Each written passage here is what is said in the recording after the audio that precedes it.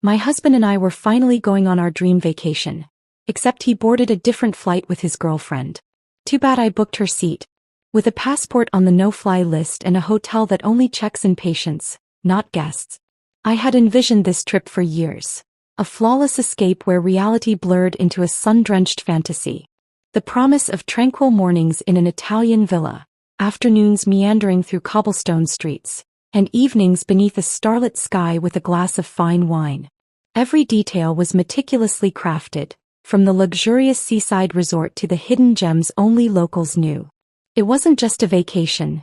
It was the culmination of years spent waiting, yearning for this moment. Daniel, my husband, had seemed less invested in the planning. His enthusiasm was faint, his responses to my excited ramblings lukewarm at best. I chalked it up to his work. Corporate life had a way of dulling a person's spirit. He was always buried in meetings, constantly responding to emails, and his phone was practically an extension of his arm. He assured me it was just stress. Once we're there, I'll finally relax, he had said, kissing my forehead absent-mindedly. You'll see. Betrayal has consequences, and sometimes justice comes in unexpected ways. If you love stories of calculated revenge and unexpected twists, make sure to subscribe. It's free and it ensures you never miss a moment of these gripping narratives. Now let's dive. I wanted to believe him. I convinced myself that his detachment wasn't about us, that maybe he just needed this getaway as much as I did. Love made you see things in softer hues, dulling the edges of discomfort. So I ignored the tiny fractures in our perfect picture, assuring myself they weren't cracks, just shadows. The airport buzzed with a familiar kind of chaos. The murmur of announcements, the hurried footsteps of travelers, the scent of freshly brewed coffee mingling with the crisp, conditioned air. I stood in line, my passport in hand, excitement bubbling beneath my skin. This was it. Our adventure was beginning. Daniel had been distant that morning, more so than usual. He checked his watch every few minutes, fidgeting with his phone, his leg bouncing in agitation. I tried to lighten the mood, nudging him playfully. Excited? I teased. His smile was there, but it didn't reach his eyes. Yeah, of course. A small flicker of unease danced in my gut. Something wasn't right. But before I could dwell on it, we were moving forward. Passports handed over, tickets scanned. Italy was waiting. Then as we reached security, Daniel leaned in and kissed my cheek. A quick, distracted peck. I'll meet you at the gate. I need to take a quick call. I nodded, not thinking much of it. Work had always followed him everywhere. One last call, then he's mine for 2 weeks, I assured myself. I made my way through security, glancing over my shoulder as I placed my bag on the conveyor belt. Daniel was already turning away, phone pressed to his ear, his expression unreadable. I found our gate, settled into a seat and checked my phone. No messages. Daniel was still nowhere in sight. 15 minutes. Then 30. Something gnawed at me, a feeling I couldn't name yet, but it curled around my ribs, tightening with each passing moment. I called him. Straight to voicemail. I sent a text. Boarding soon. Where are you? No response. The boarding announcement echoed overhead. The queue formed. I stood at the edge of it, scanning the crowd, my heart beating a little too fast. My fingers hovered over the screen, debating whether to call again when my phone buzzed. A message. From my best friend, Sophie. Hey, I don't know how to say this, but Daniel's not on your flight. For a moment I couldn't process the words. My brain tripped over itself trying to make sense of what I was reading. Not on my flight. What did she mean? I typed back quickly. What are you talking about? 3 dots appeared. Then disappeared. Then reappeared. My breathing shallowed, my hands tightening around my phone. Then the message came. I just saw him. He's boarding a flight. But not yours. And he's not alone. My stomach twisted violently. A cold, creeping sensation spread through my limbs, numbing my fingers. This wasn't possible. He was meeting me at the gate. He had to be here somewhere. I turned, scanning the sea of faces, but I already knew. Sophie wouldn't have sent this unless she was sure. I swallowed hard and forced myself to type. Who is he with? The response was immediate. A woman. Brunette. Younger than you. They're laughing. He has his arm around her. The world tilted slightly, the edges of my vision blurring as if my mind refused to process the truth. I couldn't breathe. The final boarding call blared over the speakers. The line was moving. People were walking past me, handing over their tickets, stepping onto the plane that was supposed to carry both of us to the life we'd planned. Daniel wasn't coming. Because Daniel had never intended to. He had played me. Lied to me.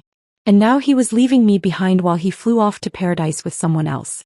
I took a deep breath, forcing air into my lungs, willing myself not to crumple under the weight of realization. My fingers trembled as I gripped my ticket. I had a choice. I could board the flight, escape to Italy alone, lick my wounds in solitude. Or I could stay.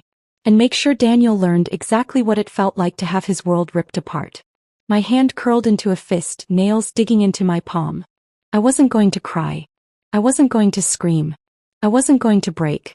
No, he was going to break. If Daniel thought he could humiliate me, discard me like an afterthought while he waltzed into the sunset with someone else, he had made a grave miscalculation. Because he wasn't the only one who knew how to play games. And I was about to rewrite the rules. The final moments of the lie. I turned on my heel, my mind already spinning, calculating. The flight attendant called out, "Ma'am, final boarding?" I smiled, sweet, calm, composed. A woman with no worries. A woman whose heart hadn't just been shattered into a million pieces. "Actually," I said, sliding my boarding pass back into my purse, "I won't be flying today." And with that I walked away. Not defeated. Not abandoned. But ready. Because Daniel may have gotten on a different plane. But he had no idea what was waiting for him when he landed. As I walked away from the gate, my heartbeat felt unnaturally steady, as though my body had already accepted the betrayal before my mind had fully processed it. The chatter of travelers faded into a distant hum, the polished floors reflecting the artificial glow of the airport lights. I felt hollow, yet something simmered beneath the surface. Something cold, something sharp. The world had shifted beneath my feet, and while the old version of me might have crumbled, this version, the one standing here in the wake of deception, was different. This version of me was about to change the rules of the game. The phone in my hand was a lifeline and a weapon, and I clutched it tightly, my fingers moving almost instinctively. Sophie's messages sat on the screen like undeniable proof, but I needed more. I needed to see it with my own eyes. My legs carried me across the terminal, past rows of indifferent travelers, until I reached the large electronic display. The flight numbers flickered in bright yellow against the black screen. My flight to Italy was now marked as final boarding, but my attention was elsewhere. I scanned the list until I found it. His flight. A different airline, a different destination. Gate 23. I turned without hesitation, weaving through the crowd with a focus I hadn't known I was capable of. Each step brought me closer to the truth, my mind piecing together every moment leading up to this, replaying every red flag I had ignored. The late nights. The phone calls in hushed tones. The way he had been pulling away while pretending everything was fine. How foolish I had been to believe his excuses. The gate came into view and so did he. Daniel stood there, relaxed, one hand in his pocket, his phone in the other. And beside him, draped over his arm like she belonged there, was her. A woman I had never seen before, yet somehow I knew exactly who she was. She was beautiful in a predictable way, long dark hair, a sharp, practiced smile, a confidence that came from knowing she had won something she was never entitled to. She leaned into him, whispering something in his ear, and he laughed. Not the polite chuckle he offered during our forced date nights, but an easy, genuine laugh. The kind that spoke of comfort, of familiarity. For a split second I felt paralyzed. My breath hitched, my fingers twitched, but I did not falter. Instead, I let the moment sink in, let the image of them together burn into my memory. I had my answer. There was no misinterpretation, no room for doubt. This wasn't a misunderstanding. This was betrayal. And now it was my turn to respond. I could have marched up to them, made a scene, demanded answers. But that would have been impulsive, emotional, a reaction that would satisfy nothing. No, I wanted something more. Something calculated. Something that would ensure that when this was over he would be the one standing in the ruins. I stepped back, retreating into the shadows of the terminal, letting them slip past me into the jet bridge. I watched them board, his hand resting on the small of her back, guiding her forward like she belonged there. It was almost poetic in a twisted way. He thought he had won. That he had escaped without consequences. That he had outmaneuvered me. He had no idea that he had just walked into the first step of his downfall. I turned on my heel and walked away, my mind already calculating, strategizing. There was no place for sorrow now, only purpose. Daniel had built his deception with precision, hiding his intentions beneath a carefully crafted facade. But now it was my turn to construct something. Not a lie, but a truth so devastating, so meticulously designed, that he would regret ever thinking he could outplay me. Sophie's name flashed on my screen and I answered without greeting. How long ago did they board? My voice was calm, but there was a sharpness beneath it, a thread of something unbreakable. Just now. Are you okay? She hesitated as if afraid of what my response would be. I will be. I took a deep breath, steadying myself. I need a favor. Sophie didn't ask why, didn't question my sudden shift in tone. That's what made her my best friend. She knew me, knew when something had changed. Tell me what you need. I walked briskly through the terminal, my steps filled with a sense of purpose that felt foreign and exhilarating. I need you to find out everything you can about the woman with him. Name, social connections, anything public. And I need access to his travel details. His bookings, his reservations. There was a pause, a moment where Sophie probably debated whether or not to question me. But then she simply said, "Give me 30 minutes. I ended the call and continued walking, my thoughts already assembling the next steps. Betrayal was a game of strategy and Daniel had played his move first. But he had made one fatal mistake, he underestimated me. Revenge wasn't about anger or impulse. It wasn't about throwing accusations or demanding apologies. It was about making sure the person who wronged you felt it, not in a single moment of regret, but in a series of well-crafted consequences that left them with no way out. Daniel had left me standing alone at an airport, discarded like an afterthought. He had walked onto that plane believing he had won. But when he landed, the world he thought he had escaped to would not be the paradise he imagined. I had always been the patient one in our relationship. The understanding one. The one who smoothed over every rough edge, who forgave and compromised. But that version of me was gone, vanished the moment he boarded a different flight. The new version of me? She was about to show Daniel exactly what happened when you underestimated the wrong woman. I sat in the back of the airport cafe, fingers tapping the edge of my coffee cup, my mind operating at a speed I had never experienced before. The betrayal had settled in, not as a crushing weight but as fuel. Every breath I took was sharp, every thought deliberate. The version of me that once softened the edges of Daniel's flaws was gone. What remained was a woman sculpting her revenge with precision. Sophie's text came through 20 minutes later. Her name is Lisa Whitman. Works in PR. No serious relationships before Daniel, at least nothing public. Her social media is curated but gives away enough. Attached were screenshots. Lisa at various events, her arm linked with people who mattered in corporate circles, flashing the same polished smile. She wasn't just some casual romance. She was someone who understood the game. That was fine. I played better. I typed back, "What about Daniel's bookings?" The answer came fast. "Your instincts were right. They're headed to Santorini, private resort, full itinerary booked under his business account. He used his points to upgrade their stay. Guess your anniversary trip paid for their romantic getaway." My pulse remained steady. I expected nothing less. I took a deep breath, rolling my shoulders back, letting the cold amusement settle in. He thought he had planned this perfectly. That was his first mistake. The second?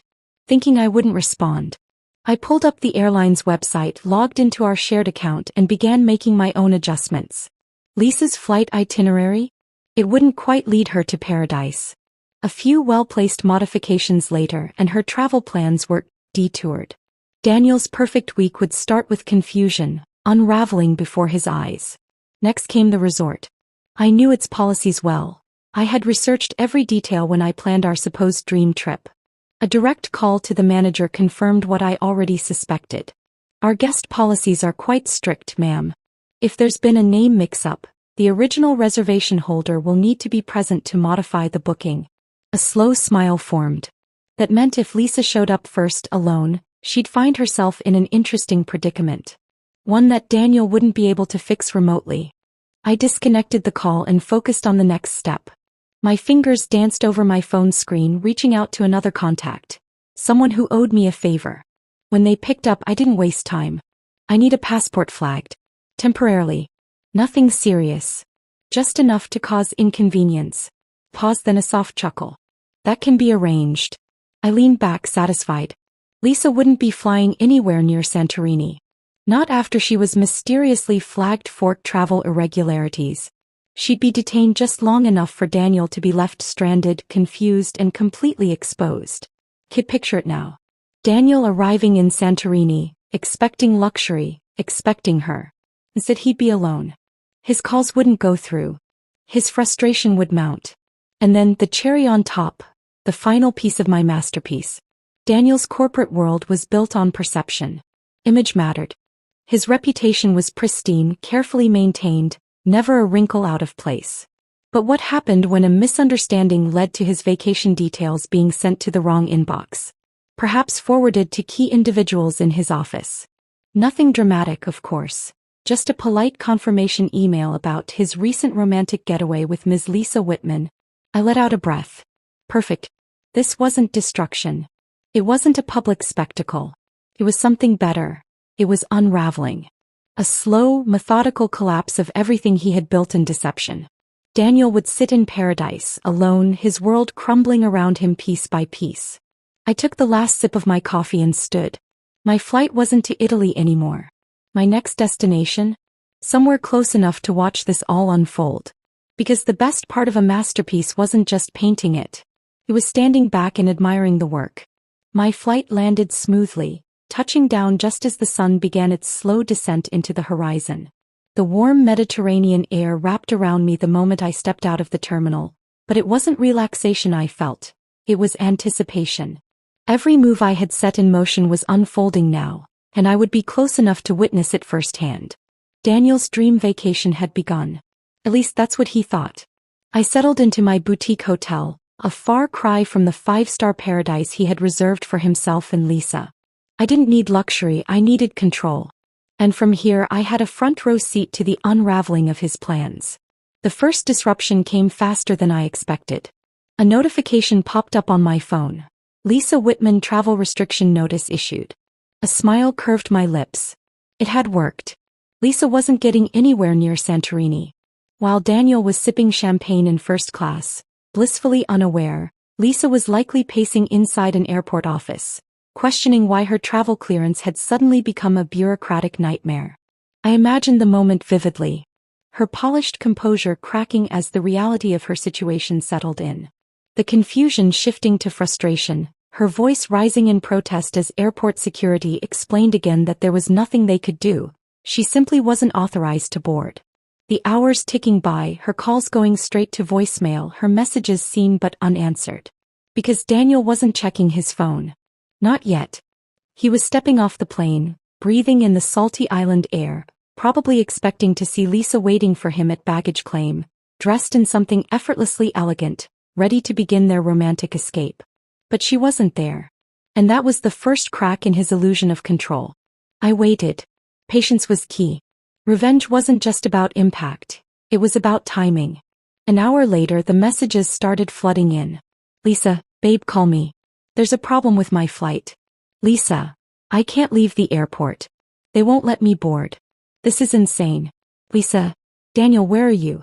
Lisa, answer me. I could almost hear the shift in her tone from bewilderment to anger to panic. And then after another 30 minutes, Daniel's first call to her. I let out a slow breath watching the screen of my burner phone. The one I had used to forward Daniel's itinerary to his office, ensuring that someone there would notice the rather incriminating details of his trip. Lisa's phone rang twice. Then 3 times. I knew exactly what she would say when she picked up. She had no idea what was happening.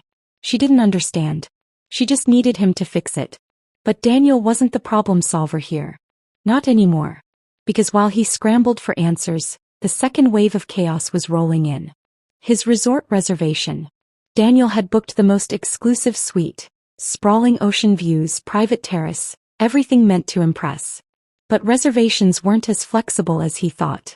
And when Lisa, the supposed guest, failed to show up, that was a problem. I pictured him arriving at the check-in desk, smiling, handing over his credit card, expecting to be ushered into luxury.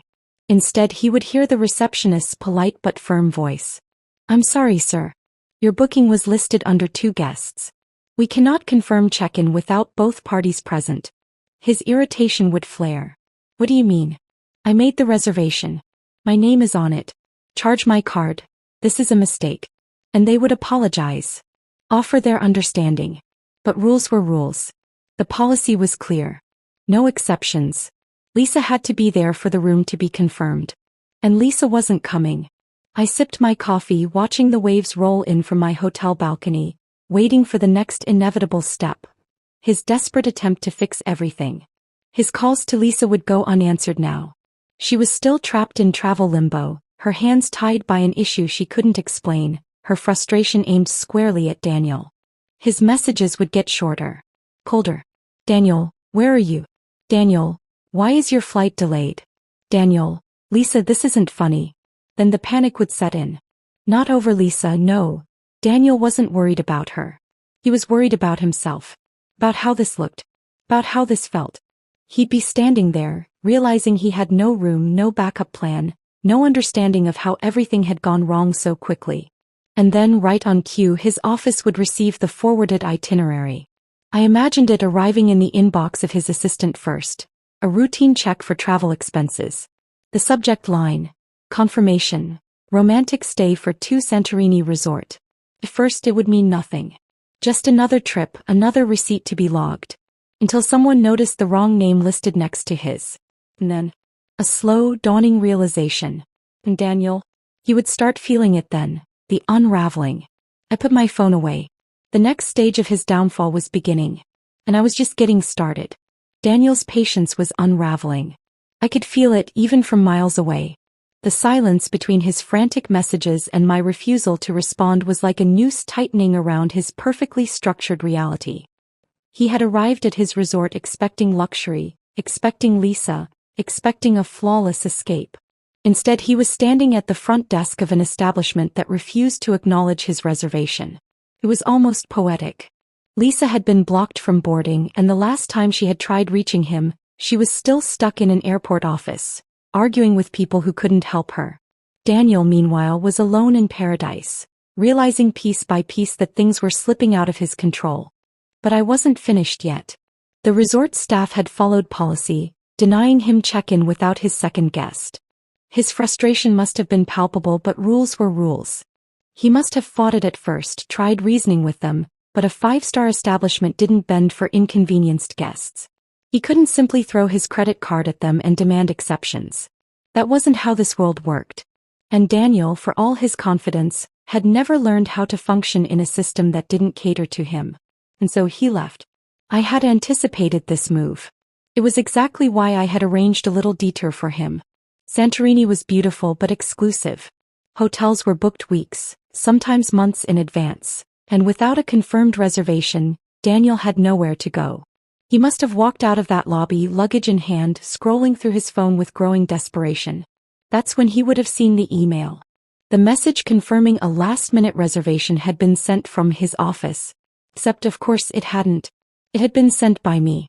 A carefully crafted email, perfectly worded, seamlessly blending with his usual booking patterns. A private retreat. 5-star accommodations.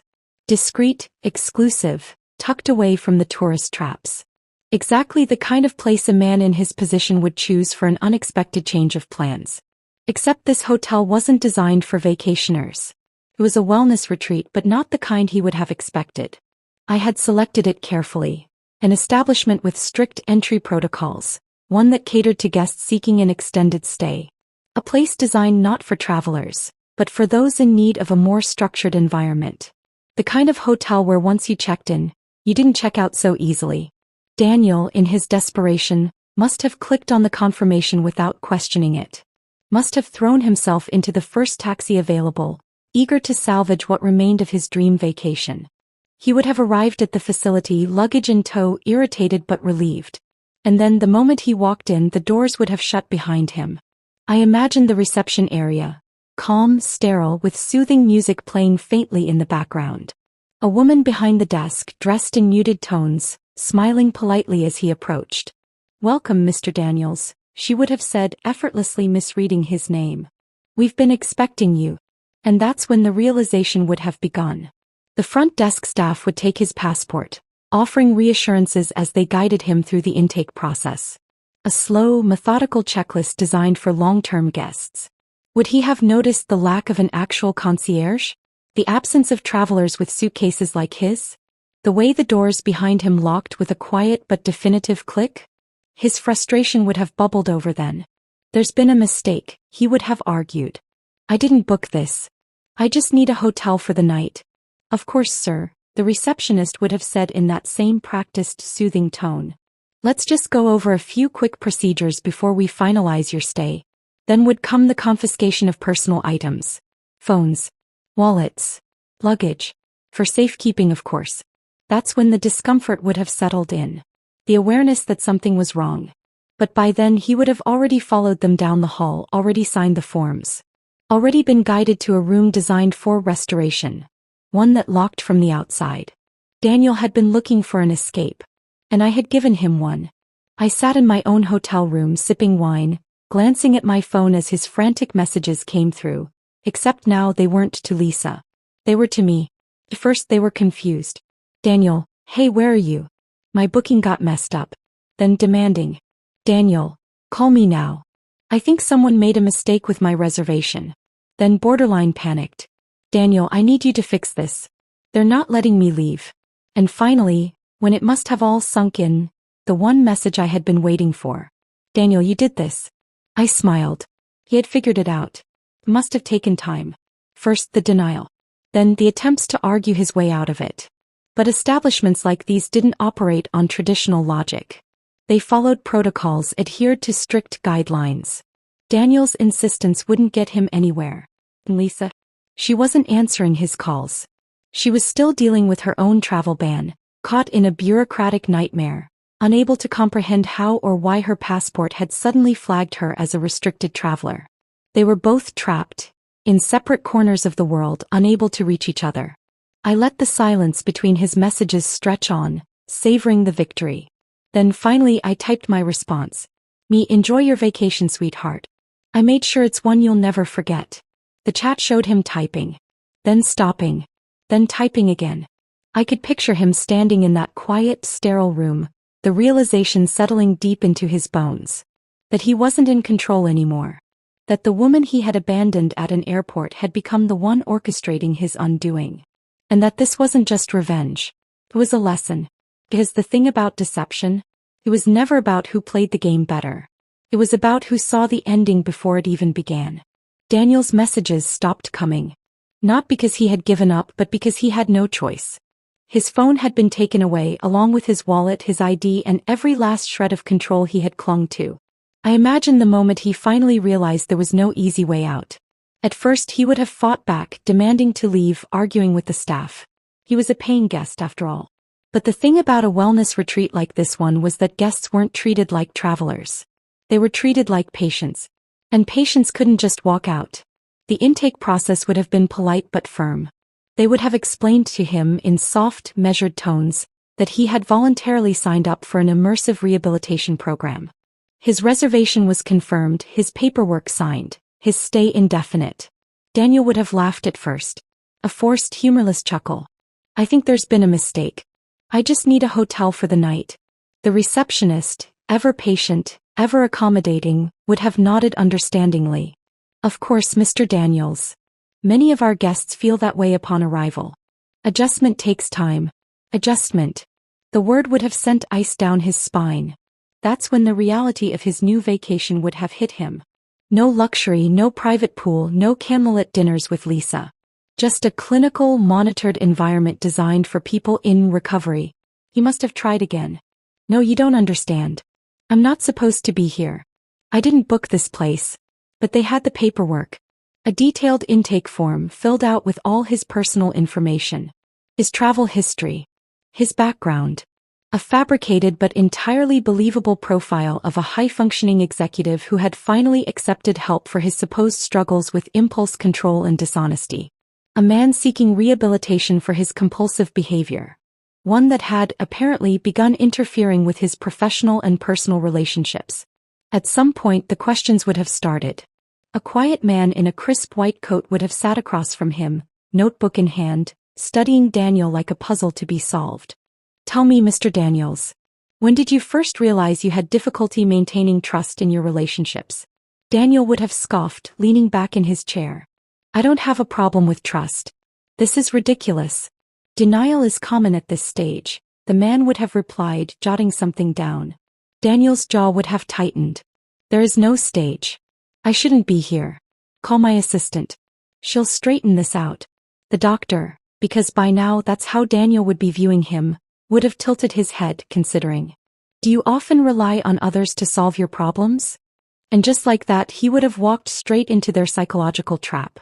Every protest, every attempt to assert control, would have been neatly reframed as symptoms of his condition. Defensiveness, a sign of resistance to treatment. Irritability, proof that he was struggling with underlying stressors. His refusal to acknowledge the situation, classic avoidance behavior.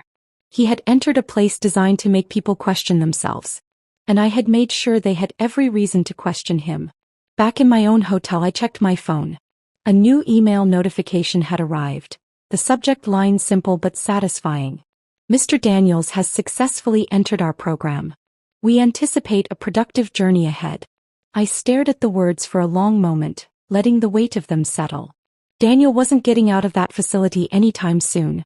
His nightmare had only just begun. Meanwhile, Lisa was in her own version of purgatory. Stranded at an airport with no clear answers, she must have gone through every stage of frustration. Calling every contact she had, pleading, bargaining, cursing.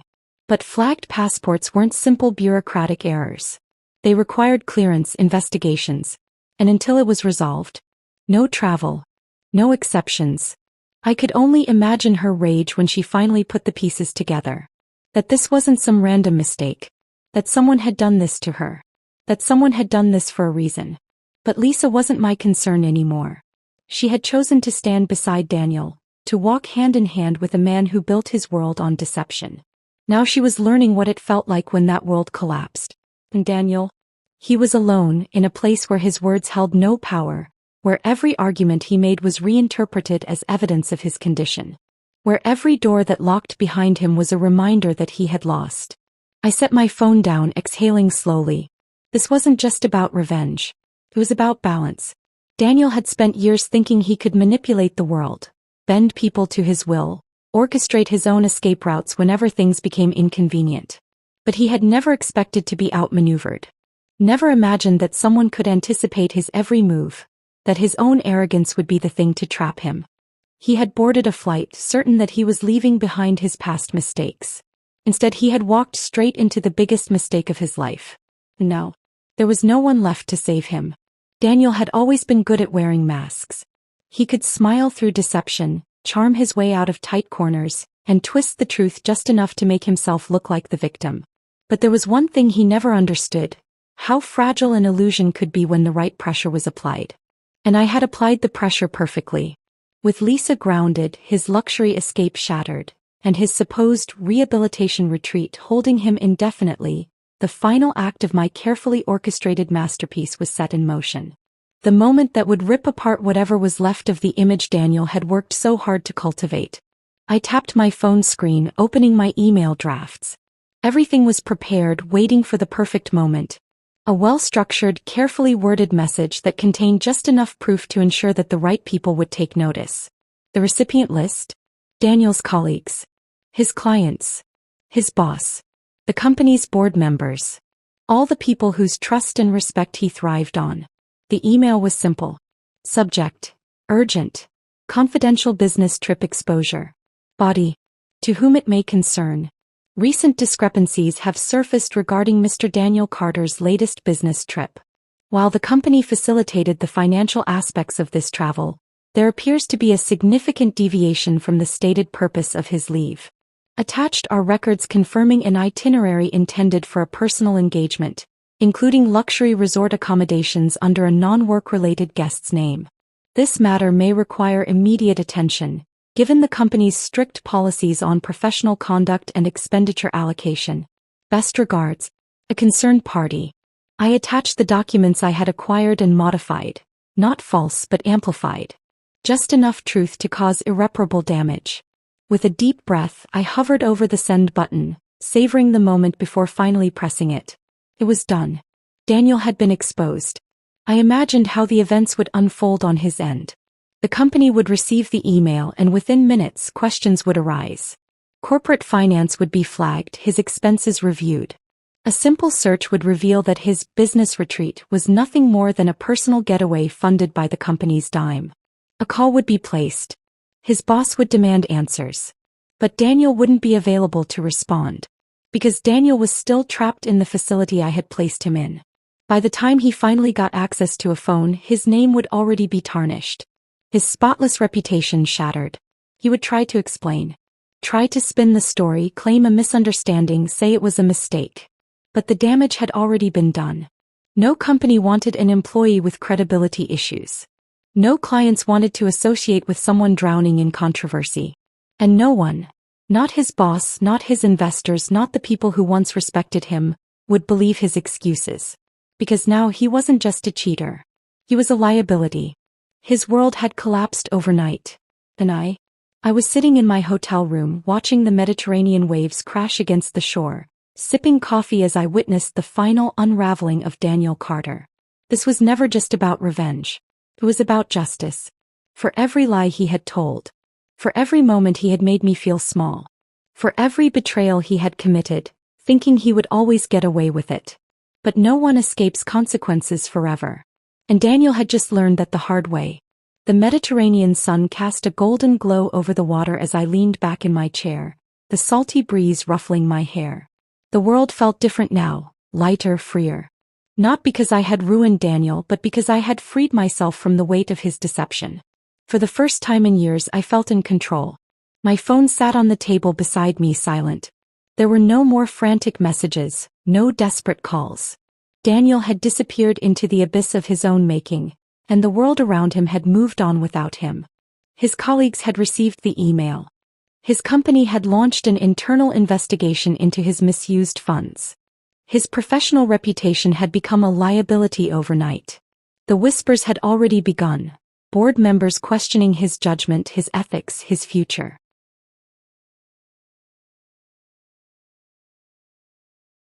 Lisa, still stranded, had stopped trying to reach him altogether. Perhaps she had realized the truth. Perhaps she had finally connected the dots, understanding that she was never more than a pawn in his game. Or maybe she was too busy saving herself. That was the thing about people like Lisa and Daniel. They were cut from the same cloth, built on appearances, on convenience, on self-preservation. There was no real loyalty between them. Just the illusion of it as long as it served their needs. No. Neither of them had anything left to offer the other. Daniel was trapped, isolated, watching everything he had built crumble around him. Lisa was left picking up the pieces of a life she had gambled away on a man who had never planned to stay. And I was exactly where I wanted to be. I took another sip of my coffee, letting the warmth settle into me. The old version of me, the woman who had given and forgiven, who had believed in promises that were never real, was gone. She had walked into an airport that day, expecting a dream vacation with the man she loved. And she had walked out of it a different person entirely. One who saw things for what they were. One who knew her worth, her power, her ability to turn the game in her favor. I didn't need to check my phone anymore. I didn't need to wait for closure. Because I had already written my own ending. One where Daniel was left behind in the wreckage he had created. And I walked away. Stronger. Smarter. Free. At our family trip meetup, only my nieces and nephews stood waiting. My husband's text read, "Taking my new family to the Maldives. You babysit." I called CPS, then his board members. When their flight landed, his empire crumbled.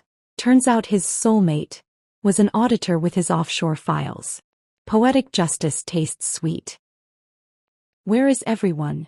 The question hung in the humid summer air as I stood alone beside my overloaded SUV, staring at 5 confused children huddled under the weathered gazebo. This wasn't right. My mind refused to process the scene before me. 5 kids, no adults, no Evan. Just me and a growing sense that something was terribly wrong. I'd spent all morning packing our car with coolers of homemade sandwiches, fresh fruit and juice boxes. The trunk was stuffed with board games, inflatable pool toys and fishing gear for our annual week-long family retreat at Cedar Lake Resort. Evan had left earlier to pick up his brother's kids and meet his sister's family at the cabins. I was only supposed to bring the supplies. Aunt Jordan. My niece Mia ran toward me, her rainbow flip-flops slapping against the gravel. We've been waiting forever. I forced a smile, hiding my confusion as I hugged her. Where's Uncle Evan? And your parents? Mom and Dad dropped us off with Uncle Evan at the gas station, explained 10-year-old Tyler, kicking at the gravel with his sneaker. He said they had to go handle something and would meet us here. The 4 other children nodded in agreement. My nephews Max and Jason and nieces Mia and Sophie, along with Evan's brother's son, Charlie. 5 children ages 7 to 13, all looking at me expectantly. No other adults in sight. Before we begin, I want to take a moment to thank each of you for joining me today. If you've ever felt invisible or underestimated in your own life, Jordan's journey from betrayed wife to empowered businesswoman might resonate with you. Consider subscribing. It's completely free and connects you with a community that understands what it means to find your voice after being silenced. Let's dive in. I checked my watch, 3:17 p.m. Evan should have been here 2 hours ago. Let's get you guys into some shade, I said, trying to sound cheerful while unlocking the SUV. Who wants a sandwich while we wait? As the children gathered around the back of my vehicle, I pulled out my phone and dialed Evan's number. Straight to voicemail. I tried his sister, then his brother. No answer from either. My sister's phone rang 4 times before going to voicemail too. Uncle Evan was texting a lot in the car, mentioned Jason as he bit into a turkey sandwich. He kept smiling at his phone. He stopped at that gas station for a really long time, added Sophie. He was talking to someone outside. I nodded, trying not to let my worry show as I handed out juice boxes. Did he say anything about where he was going when he left you here? The children shook their heads, too busy with their unexpected picnic to notice my trembling hands. He did say something weird, Charlie piped up, licking mayonnaise from his fingers.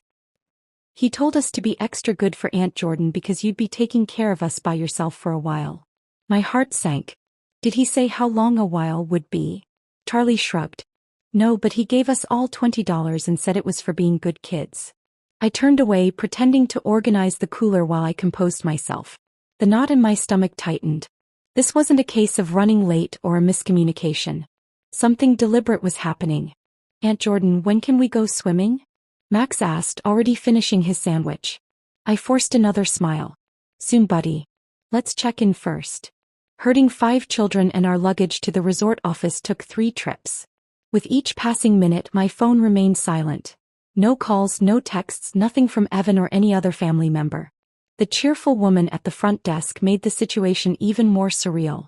Welcome to Cedar Lake Resort, Mrs. Thompson. We have your 3 cabins ready. She slid 3 sets of keys across the counter. Your husband mentioned you might be checking in separately. My husband was here? I tried to keep my voice steady. Oh no, he called this morning. Said there'd be a change of plans but you'd handle everything. She lowered her voice. He did sound rushed, if you don't mind me saying. I gripped the counter edge. Have any other adults from our party checked in? Her smile faltered as she checked her computer. No, just your reservation under Thompson. 3 cabins supposedly for 3 families. She glanced at the children clustered around me. Is there a problem? I'm not sure yet, I admitted. Could you give me just the keys to 1 cabin for now? We might not need all 3. Outside the office, I sat the children down on a wooden bench while I called Evan again. Voicemail. This time I left a message. Evan, where are you? I'm at the resort with all the kids and no one else is here. Call me back immediately. The sun was beginning its descent toward the treeline as we lugged our bags to cabin 7. The children, excited by the adventure of it all, raced ahead to claim beds and explore. I followed more slowly, my mind racing through scenarios, each worse than the last. Inside the rustic cabin, I found a stack of $20 bills on the kitchen counter with a yellow sticky note. Pizza money for the week. In Evan's handwriting. The confirmation seeped in like cold water. This wasn't an emergency or a mistake. Whatever was happening had been planned. Aunt Jordan, Uncle Evan left his fishing rod here. Tyler called from the bedroom. It's still in its case. Evan never went anywhere without that expensive fishing rod. It was his pride and joy, a gift from his father. I sank onto a kitchen chair, my legs suddenly too weak to hold me. The children's voices faded to background noise as I stared at my silent phone, willing it to ring. The darkening sky outside the window mirrored the shadow creeping across my heart. Please let me be wrong, I whispered to myself even as certainty settled like a stone in my chest. Please let there be an explanation. But deep down I already knew. The careful planning. The cash left behind. The fishing rod abandoned.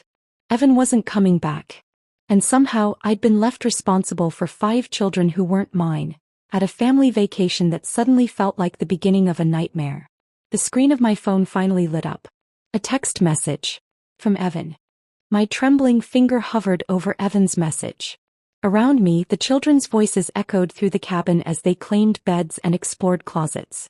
For just one moment, I let myself believe that the text would explain everything. A misunderstanding, a family emergency, anything but the dark suspicion growing inside me. I tapped the notification. Jordan, taking my new family to the Maldives. You babysit. Cabins paid for the week. We'll send divorce papers when I return. Don't try to reach me. The words hit like physical blows. New family. Maldives. Babysit. Divorce. I read it again, desperately searching for some hint that this was a cruel joke or a mistake. The text was too cold, too calculated, too final to be anything but deliberate. Aunt Jordan, where should I put my... Sophie stopped mid-sentence, staring at me. Are you okay? You look super pale. The phone slipped from my hands onto the wooden floor with a clatter. My legs gave way and I sank against the kitchen counter. Aunt Jordan. Sophie's voice seemed to come from far away. I'm fine, honey, I managed, the lie bitter on my tongue. Just a little tired from the drive. Sophie frowned, unconvinced. Should I get you some water? I nodded, needing a moment to collect myself. My heart pounded so hard I could hear the blood rushing in my ears. 15 years of marriage dissolved in a 2-sentence text. The betrayal was breathtaking in its callousness. Sophie returned with a glass of water, concern etched across her young face. I forced myself to take small sips while my mind raced through implications. Evan had carefully orchestrated this, arranging to transport the children, paying for the cabin, leaving cash. This wasn't a spontaneous decision, he'd been planning this. Did you like the note Uncle Evan left? Tyler asked, bouncing into the kitchen. He said we could order pizza every night if we wanted. That's generous of him, I replied, struggling to keep my voice steady. My phone pinged again with an incoming call. My sister Lisa's name appeared on the screen, and I nearly collapsed with relief. Lisa, thank God, I answered, stepping onto the cabin's porch for privacy. Where are you? What's happening? Jordan, why aren't you answering my texts? We've been trying to reach you for hours. Lisa's voice crackled through the speaker. The kids are with Evan, right? Is everything okay? My stomach dropped.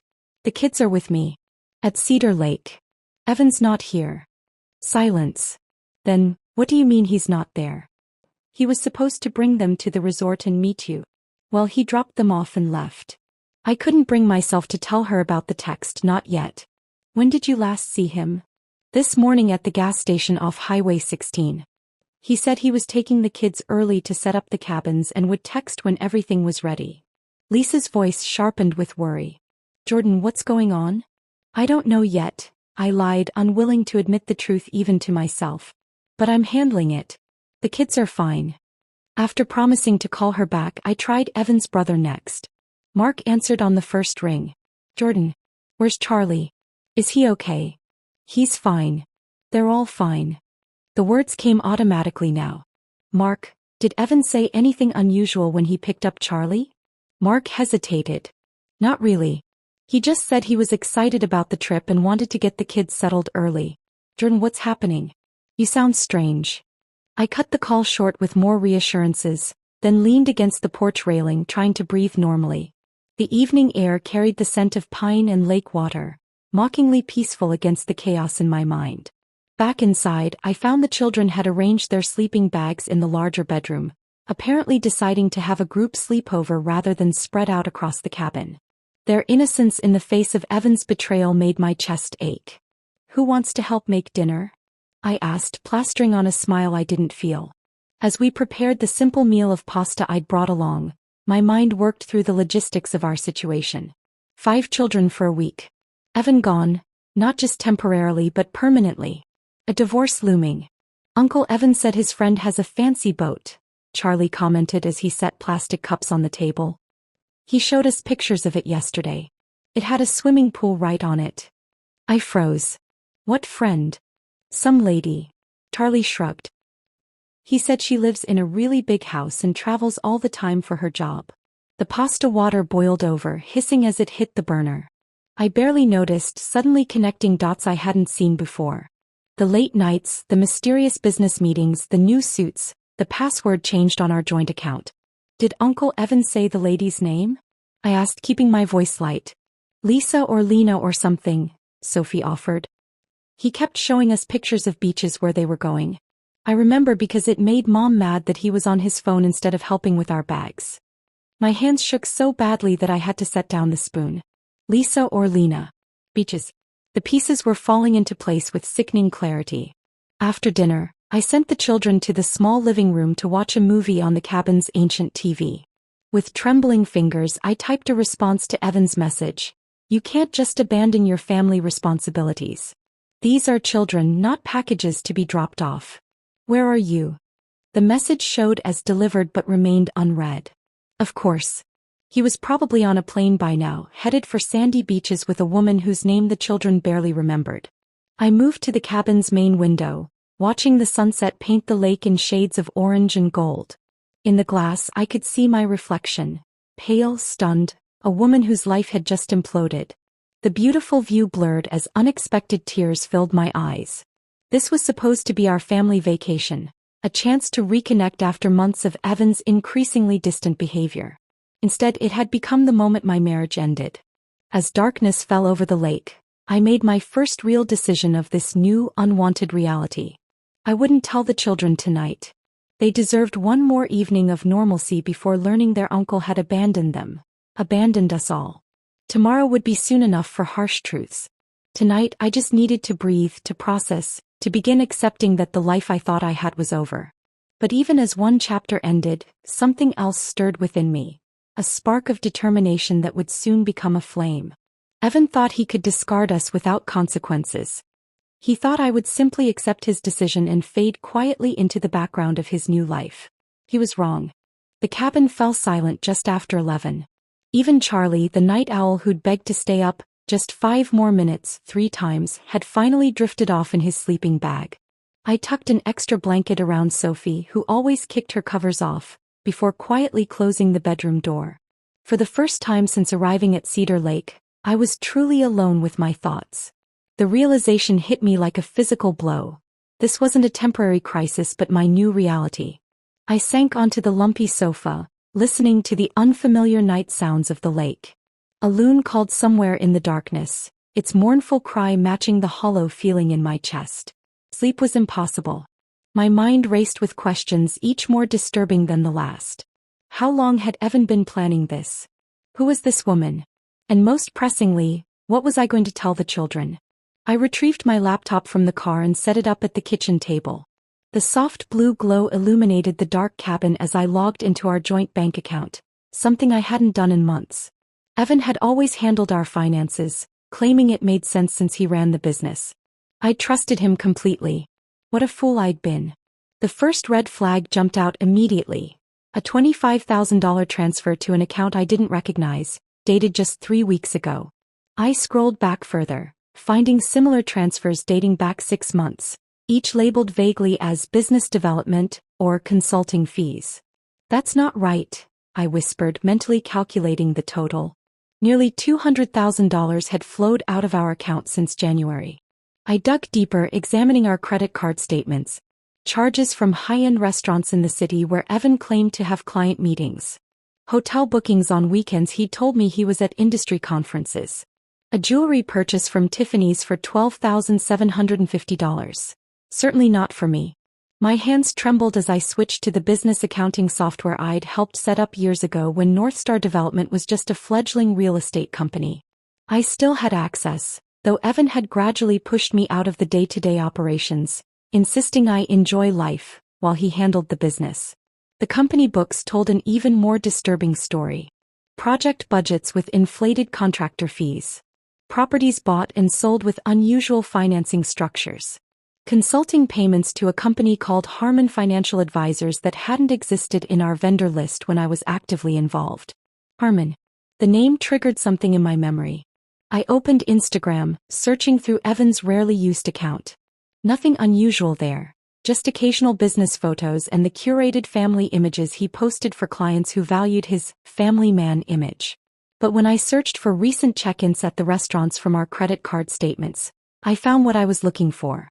A woman with sleek dark hair and sharp eyes appeared in photos tagged at Le Bernardin 3 weeks ago, the same night Evan had claimed to be meeting with investors from Dubai. She wasn't tagged, but several comments mentioned Lisa and power couple vibes. Lisa Harmon. The name hit me like a thunderbolt.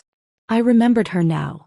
The poised woman Evan had introduced at last year's company holiday party as a brilliant financial consultant, who was helping optimize our business structure.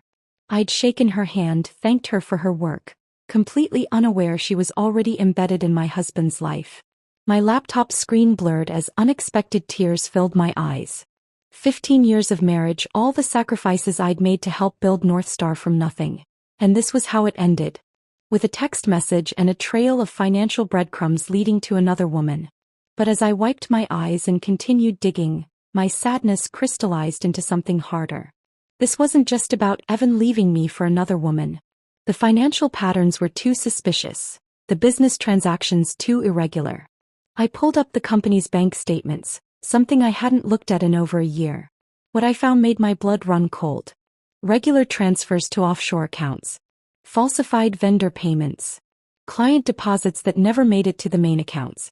"Oh my God," I whispered, recognizing the pattern from a fraud seminar I'd attended years ago.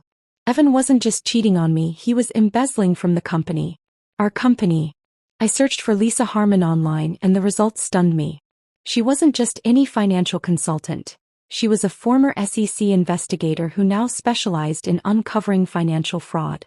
Her company profile described her as an expert in following money trails and documenting fraudulent activities. The pieces locked together with terrible clarity. Lisa Harmon hadn't fallen for Evan's charm. She was investigating him. And he, in his arrogance, had no idea. He thought he was seducing her when she was actually building a case against him. A hysterical laugh bubbled up in my throat. The great Evan Thompson, master negotiator, had been played at his own game. He was flying to the Maldives with a woman who was almost certainly documenting his every move, every confession, every financial detail he shared in pillow talk. Dawn was breaking over the lake when I finally closed my laptop. Pink light filtered through the cabin windows, illuminating the children's backpacks and swim toys scattered across the floor. These innocent children were collateral damage in Evan's scheme, just like me. I moved to the window, watching a heron glide silently across the misty surface of the lake. My whole body ached with exhaustion, but my mind was clearer than it had been in years. Evan had made a critical mistake. He'd assumed I was just the supportive wife, the silent partner who didn't understand the business he'd gradually etched me out of. He'd forgotten that before I gave up my career to support his dreams, I'd been an accountant with a specialty in forensic investigations. The very background that had helped us establish North Star's accounting systems. He'd also underestimated how much I still knew about the company's operations, about the board members, about the investors who'd trusted us with their money. Most importantly, he'd forgotten that I had nothing left to lose. I watched the sun rise fully over Cedar Lake, painting the water gold and burning away the morning mist. With each passing minute, my shock and grief transformed into something more potent: determination. Evan thought he'd left me with babysitting duty while he enjoyed his new life. Instead, he'd given me exactly what I needed: time, motivation, and access to information that could destroy everything he'd built. My phone pinged with a text from my sister. "What's happening? Call me." I looked back at the sleeping children, then at the financial evidence spread across my laptop screen. For their sake as much as mine, Evan couldn't be allowed to escape the consequences of his actions. I texted back 4 words that would mark the beginning of Evan Thompson's downfall. "I need your help." My fingers trembled as I dialed a number I hadn't called in nearly 8 years. The children were splashing in the shallows of the lake, supervised by my sister Lisa, who had arrived that morning after my cryptic text. She'd taken one look at my exhausted face and wordlessly agreed to watch the kids while I made some calls. Pritchard Accounting, Rebecca speaking. I swallowed hard. Rebecca? It's Jordan Thompson. Well, Jordan Miller, back when we worked together. The pause on the other end lasted only seconds before her warm voice filled the line. Jordan. My goodness, it's been years. How are you? I've been better, I admitted, my voice cracking. Becca, I need help. Professional help. There was another pause. This sounds serious. Are you okay? I gave her the condensed version. Evan's disappearance, the text, the children left behind, and my midnight discoveries. With each word, my voice grew steadier, as if speaking the truth aloud was strengthening my resolve. So you think your husband is embezzling from your company, Rebecca summarized when I finished. And this woman he's with? Lisa Harmon, I confirmed. The sharp intake of breath on the other end of the line wasn't what I expected. You know who she is, don't you? Rebecca asked quietly. A financial consultant who's been working with our company, I said. And apparently sleeping with my husband. Jordan, Lisa Harmon is one of the most feared forensic auditors in the industry. She built her reputation taking down the CFO of Meridian Trust 3 years ago. Followed the money through 7 shell companies in 3 countries. She doesn't consult for companies, she investigates them. My hunch confirmed. I gripped the phone tighter. So Evan has no idea who he's really with.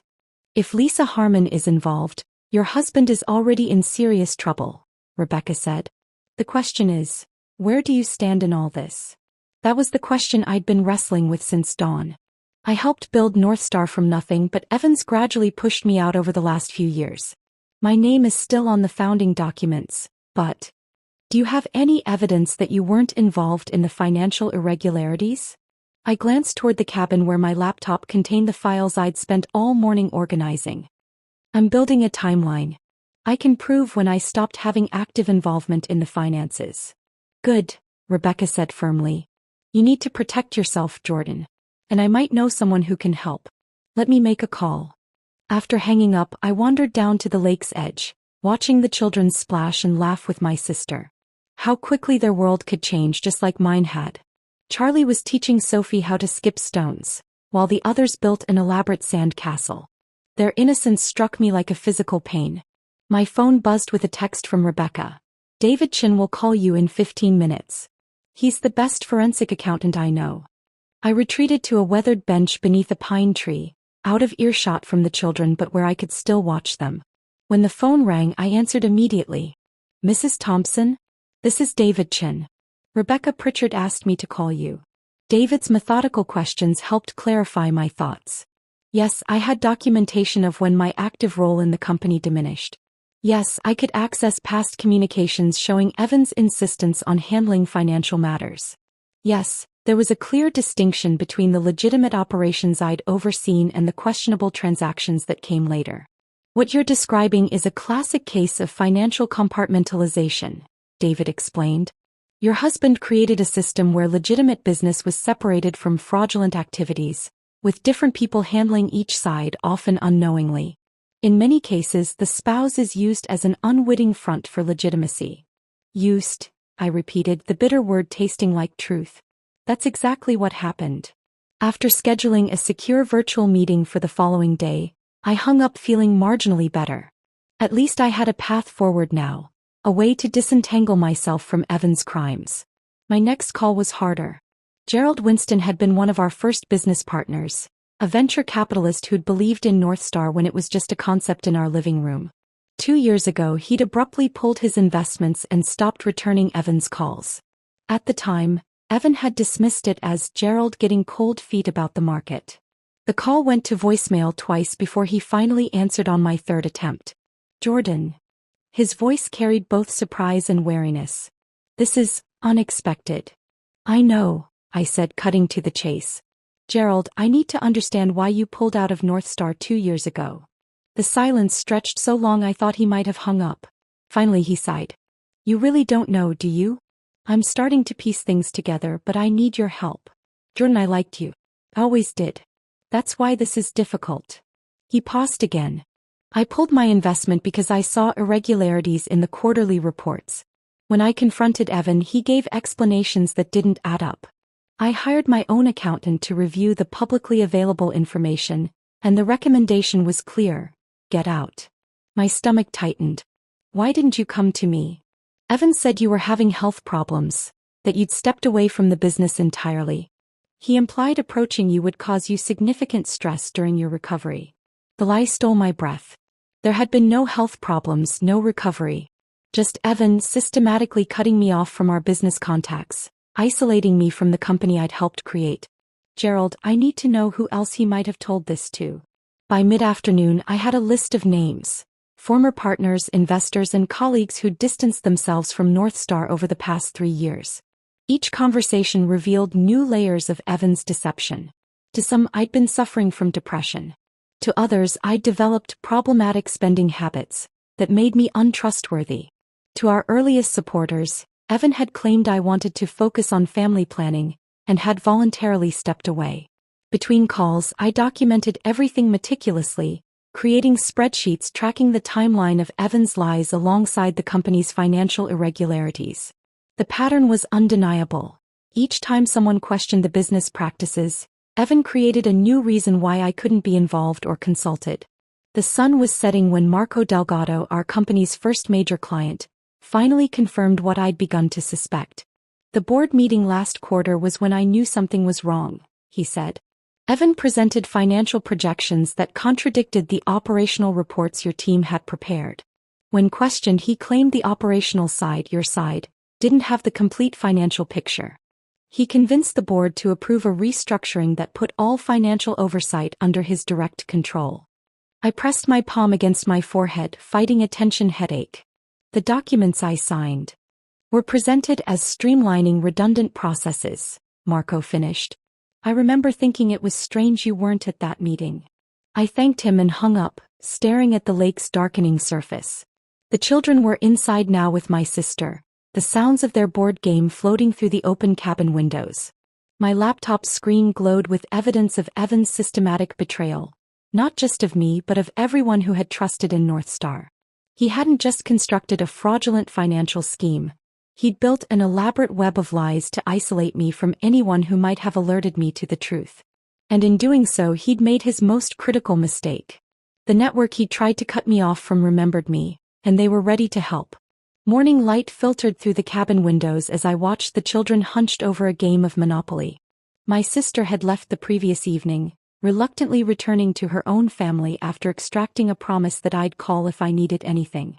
The children had adapted to our strange situation with remarkable resilience, accepting my vague explanation that Uncle Evan had an emergency with minimal questions.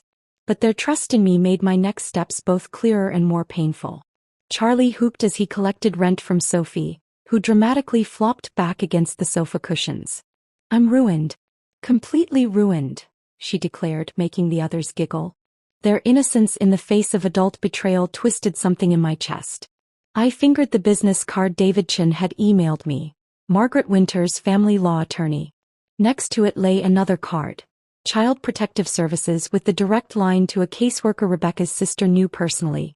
The weight of the decision pressed down on me. These weren't just my nieces and nephews. They were children whose parents had entrusted them to Evan and me. Children Evan had callously abandoned, counting on me to handle the messy human elements while he jetted off to paradise. I'd spent hours agonizing over the right course of action.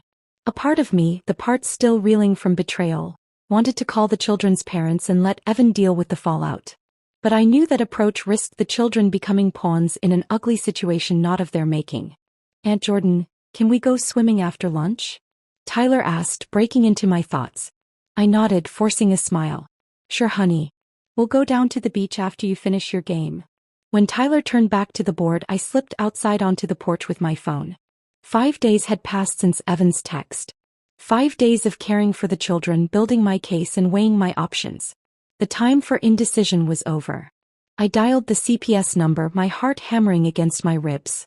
Child Protective Services, this is Diane speaking. I'd like to speak with Melanie Ortiz, I said, asking for the caseworker Rebecca had recommended. After a brief hold, a warm, no-nonsense voice came on the line.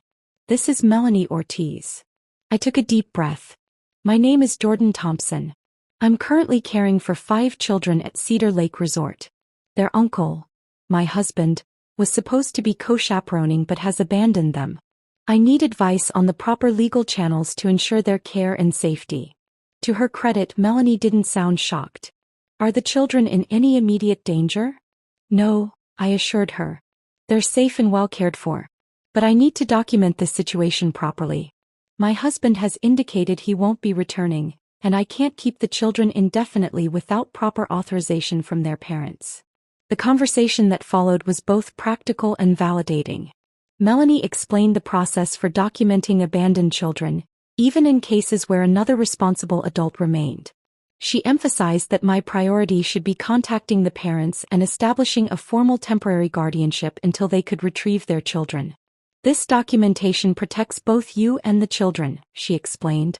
If your husband later makes claims about the children's care, you'll have an official record of his abandonment and your responsible actions. I thanked her, promising to email the necessary documentation before the day's end. The call left me feeling strangely lighter. I wasn't just reacting to Evan's betrayal anymore. I was taking deliberate steps to protect both the children and myself. My next call required more fortitude. I dialed William Barrett, the chairman of North Star's board of directors and a man who had never bothered to hide his condescension toward me. Jordan, he greeted when his assistant patched me through. This is unexpected. Is Evan with you? No, William, he isn't. My voice was steadier than I'd anticipated. I need to schedule an emergency board meeting. Today. The pause on the other end of the line spoke volumes. I'm afraid that's not possible. Board meetings must be called by the CEO and, as a founding partner and signatory to the original Articles of Incorporation, I have the authority to call emergency meetings in cases of potential malfeasance, I interrupted, quoting directly from our company bylaws. I'm exercising that right now. Another pause. May I ask what this concerns? Financial irregularities and potential fraud that put the company at significant risk. I kept my tone professional, betraying none of the turmoil beneath. I've compiled documentation that the board needs to review immediately.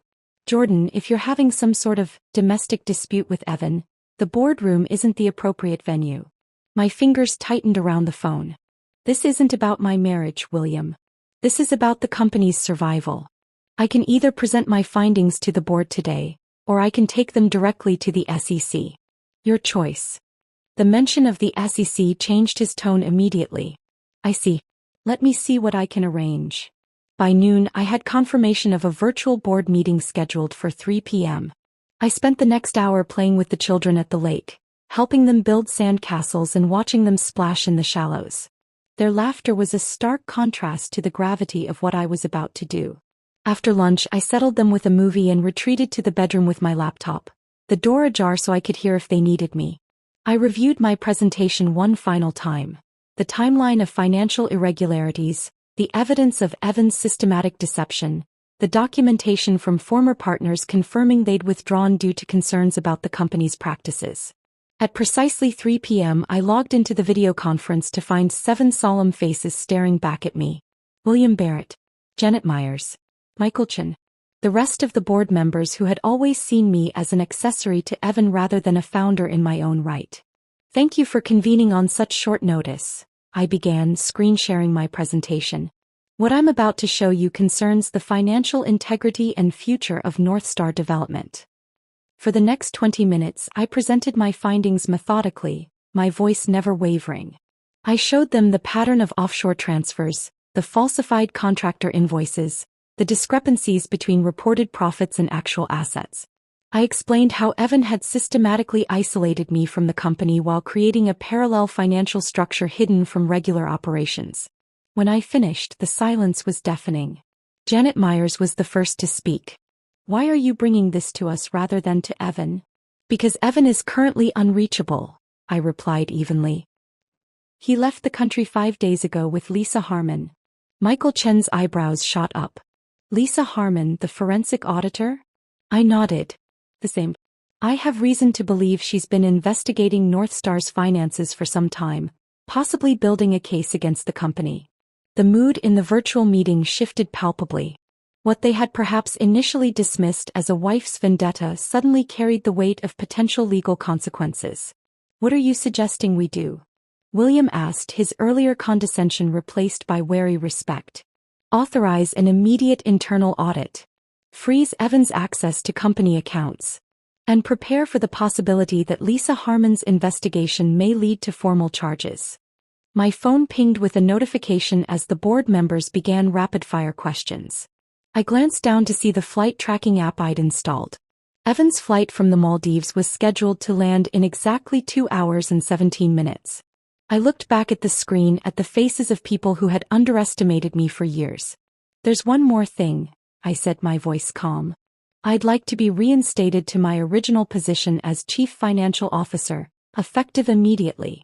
The children's laughter floated in from the living room as the board members exchanged glances. In that moment, I knew I had reclaimed not just my voice but my future. A future that would no longer be defined by Evan Thompson's betrayal or ambitions. "All those in favor?" William asked, his expression grim as the notification on my phone updated, confirming that Evan's flight had begun its final approach. "All in favor?" William repeated, his voice carrying a gravity I'd never heard before. Hands raced across the screen one by one. Even Richard Mendez, Evan's longtime friend, raised his hand after a moment's hesitation. "Motion carries. Jordan Thompson is reinstated as Chief Financial Officer of Northstar Development, effective immediately," William announced. "And we authorize a full internal audit." Relief washed over me, quickly replaced by renewed determination. "There's something else you should see." I shared another screen, the flight tracker showing Evan's plane approaching its final descent. "My husband will be landing in less than 2 hours, completely unaware that his scheme has been exposed." Janet leaned forward. "Do you think he'll try to destroy evidence once he realizes what's happening?" "Almost certainly," I replied. "Which is why I've prepared this." I displayed a draft press release announcing the board's decision to suspend Evan pending an internal investigation. If we release this the moment his plane lands, it creates an immediate public record. It also means he'll be locked out of the systems before he has a chance to cover his tracks. Michaelchin looked impressed. "You've thought of everything, haven't you?" "Not everything. Just everything I could control." The children were still a complicated situation and my marriage was over. But for the first time in days I felt something beyond grief and shock. A sense of righteous purpose. The meeting concluded with a flurry of action items. Legal counsel would be notified. Security protocols would be changed. The press release was approved for immediate distribution upon Evan's landing. As I closed my laptop, Tyler peeked into the room. "Is your work meeting over, Aunt Jordan?" "We finished the movie." I smiled genuinely this time. "All done. How about we make some popcorn?" The juxtaposition wasn't lost on me, discussing corporate espionage 1 minute, microwave popcorn the next. But these children deserved stability amid chaos. They wouldn't know until necessary that their uncle had abandoned them, that the adult world could be so calculatingly cruel. My phone chimed with an email from David Chin. Subject: offshore accounts located. The final pieces were falling into place. The popcorn bowl sat empty on the coffee table. The children were engaged in an elaborate card house construction when my phone buzzed. A simple notification: Flight AA-287 landed. Time seemed to slow. Somewhere across the city, Evan was disembarking, probably relaxed from his tropical getaway, perhaps even smug about how he'd managed everything so neatly. In moments that world would collapse. I stepped onto the porch and dialed William Barrett. "The flight's landed. The press release goes out in 5 minutes, he confirmed.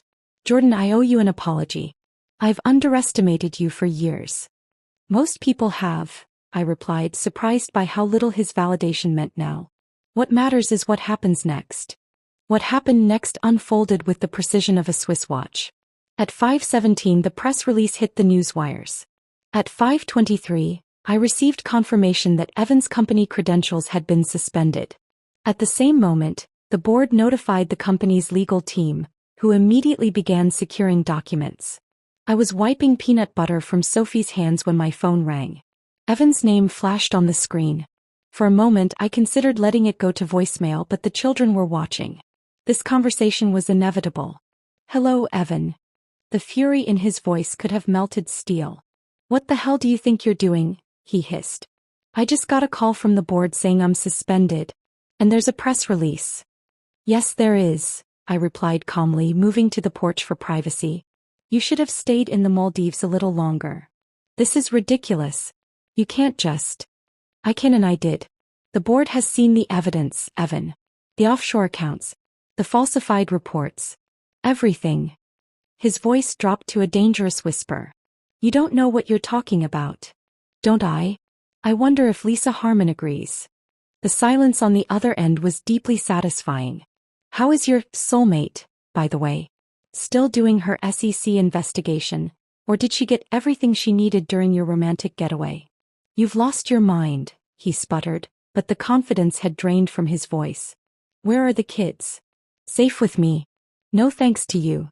"I'm coming to get them." "No, you're not." My voice hardened. "You abandoned 5 children who were entrusted to your care. I've already filed a report with CPS documenting that fact." The string of expletives that followed told me everything I needed to know about the man I'd married. This wasn't shock or righteous indignation. This was the rage of someone whose careful plans had imploded. "By the way," I added when he paused for breath, "Lisa Harmon isn't just investigating North Star. She's building a case against you personally. The board already knows." "You're bluffing." "Check your email, Evan. The board has sent you formal notification of the internal audit. It's starting tomorrow." I ended the call as Charlie approached, asking if we could roast marshmallows in the cabin's fireplace. The ordinary request against the backdrop of extraordinary circumstances almost made me laugh. "Absolutely," I told him. "Let's do that right now." The next morning brought news that exceeded even my expectations. Lisa Harmon had indeed been investigating Evan for months, building a comprehensive case demonstrating how he'd siphoned company funds into personal accounts. The moment Evan's plane landed, she had contacted federal authorities with her evidence. "He's been detained for questioning," William informed me during our early conference call. "The FBI was waiting at his apartment." I should have felt vindicated, perhaps even satisfied.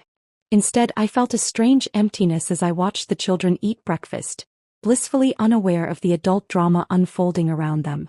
Later that day, my sister arrived to take her children home, followed by Evan's brother. The explanations were painful but necessary. No, Uncle Evan wouldn't be joining us. Yes, there were some serious problems with his business. No, it wasn't the children's fault. As the cabin emptied of little voices and scattered toys, I found myself standing alone at the lake's edge. The water rippled gently in the breeze, indifferent to human dramas. My phone chimed with a text from Rebecca. "Saw the news. You okay?" Was I? The marriage I thought I had was a mirage. The company I'd helped build had been corrupted. The future I'd planned had vanished. And yet, I looked at the sunset painting the sky in shades of possibility. For the first time in years, I was making my own decisions, standing in my own power. The path ahead was unclear but undeniably mine. Getting there, I texted back. One day at a time. The cabin that had witnessed the unraveling of one life would now see the beginning of another. I picked up a smooth stone from the shore and skipped it across the water, watching it bounce once, twice, 3 times before disappearing beneath the surface. Like those ripples, the consequences of these days would spread far beyond what I could currently see. But I was ready to face whatever came next, no longer a silent partner in my own life. 2 weeks after the lakeside confrontation, I sat in a sleek conference room in the federal building downtown. The table was polished to a high shine, reflecting the serious faces of the investigators gathered around it. Special Agent Danielle Reyes led the questioning, her sharp eyes missing nothing. "Mrs. Thompson, can you walk us through when you first suspected financial irregularities at North Star?" she asked, pen poised above her notepad. For the next hour, I methodically outlined the evidence I'd gathered. The unusual transfers. The falsified reports. The offshore accounts that didn't align with legitimate business operations. The investigators nodded occasionally, adding my testimony to what was clearly becoming a substantial case. "And you had no knowledge of these activities prior to discovering your husband's text message?" Agent Reyes confirmed. "None," I replied firmly. Evan had systematically removed me from financial oversight over the past 3 years, using various pretexts with different stakeholders. She nodded, seemingly satisfied. That aligns with Lisa Harmon's testimony. I tried to keep my expression neutral at the mention of the woman's name. You've spoken with Ms. Harmon? A slight smile crossed Reyes's face. Extensively. Her cooperation has been comprehensive. The revelation shouldn't have surprised me, yet it did. So she was working with authorities all along? Ms. Harmon approached us 6 months ago with concerns about potential financial fraud at North Star. As a forensic auditor with her background, her suspicions carried weight. Agent Reyes closed her notebook. What she didn't anticipate was becoming personally involved with Mr. Thompson. I absorbed this information, pieces clicking into place. She didn't plan the relationship? According to Ms. Harmon, your husband pursued her aggressively after learning of her expertise. She recognized an opportunity to gather information and, with our approval, allowed the relationship to develop professionally. Agent Reyes paused. The personal aspect was unplanned. The irony was almost too perfect. Evan, thinking he was seducing a brilliant financial consultant who could help him cover his tracks, had actually invited a federal informant into his confidence. His own arrogance had been his undoing. Ms. Harmon has expressed interest in speaking with you if you're amenable, Agent Reyes added, watching my reaction carefully. I considered the offer. The woman who'd been photographed with my husband at expensive restaurants. The woman he'd called his soulmate in that cold text message. The woman who had, inadvertently or not, helped bring his criminal activities to light. Yes, I decided. I think I would like that conversation. Lisa Harmon wasn't what I expected. Somehow I'd pictured someone glossier, more overtly glamorous. Instead, the woman who sat across from me in the quiet corner of the cafe was elegantly understated, with intelligent eyes and a direct gaze. Thank you for agreeing to meet, she began, her voice lower than I'd imagined. I know this is unusual. Unusual doesn't begin to cover it, I replied, surprised by my own calm. But I think we both deserve some clarity. She nodded, turning her coffee cup slowly. I never intended to become involved with Evan personally. That wasn't part of the investigation plan. But you did. Yes. She met my gaze unflinchingly. Initially, I maintained professional boundaries. But Evan was persistent. When it became clear that he was more forthcoming about financial details in personal settings, my supervisors suggested I allow the relationship to develop. And you agreed. There was no accusation in my tone, just a statement of fact. I did. It was a professional decision that became complicated. She looked down at her hands. I didn't know about you, not the real you. Evan told me his wife was a silent partner in name only, someone who had lost interest in the business years ago and was mainly concerned with social status. The familiar sting of Evan's lies felt distant now, like an old injury that had finally begun to heal. That's not who I am. I know that now, Lisa said quietly. When I saw how he abandoned those children, how callously he treated people who trusted him, that's when I realized the man I thought I knew was a carefully constructed facade. We sat in silence for a moment, two women connected by the same man's deception, though in vastly different ways. The Maldives trip, I finally asked. Was that planned as part of the investigation? A flash of something, embarrassment perhaps, crossed her face. No. That was Evan's idea. He said he wanted to discuss a special financial opportunity away from prying eyes. I informed my supervisors, who saw it as a potential breakthrough moment. The timing was unfortunate. For the children, yes. I sipped my cooling coffee. For me, perhaps it was exactly what needed to happen. Lisa studied me with new respect. The evidence you gathered in those few days was remarkable. The prosecutors say your documentation will be crucial to the case. I had motivation. She smiled slightly. Clearly.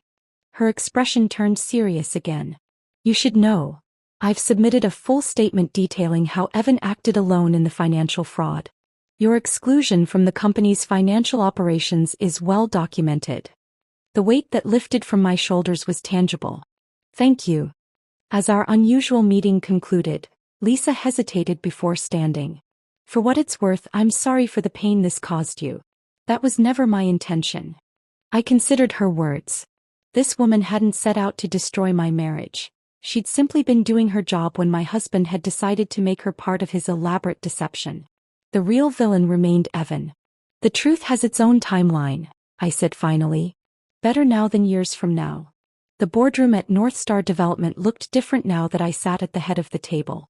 The quarter-end meeting had just concluded, with projections showing a stabilizing financial outlook despite the upheaval of recent months. Excellent work, everyone, I said, closing the presentation. Any questions before we adjourn? Janet Myers raised her hand. There's one item not on the agenda. The press has been requesting a statement regarding Evan's plea deal. News of Evan's agreement to plead guilty to multiple charges of wire fraud and tax evasion had broken that morning. In exchange for his cooperation in identifying other participants in the scheme, he would face reduced sentencing, though still substantial prison time. Our official statement is that North Star Development is focused on the future, I replied, the response well rehearsed. The company has implemented comprehensive financial oversight protocols and is committed to transparent operations moving forward.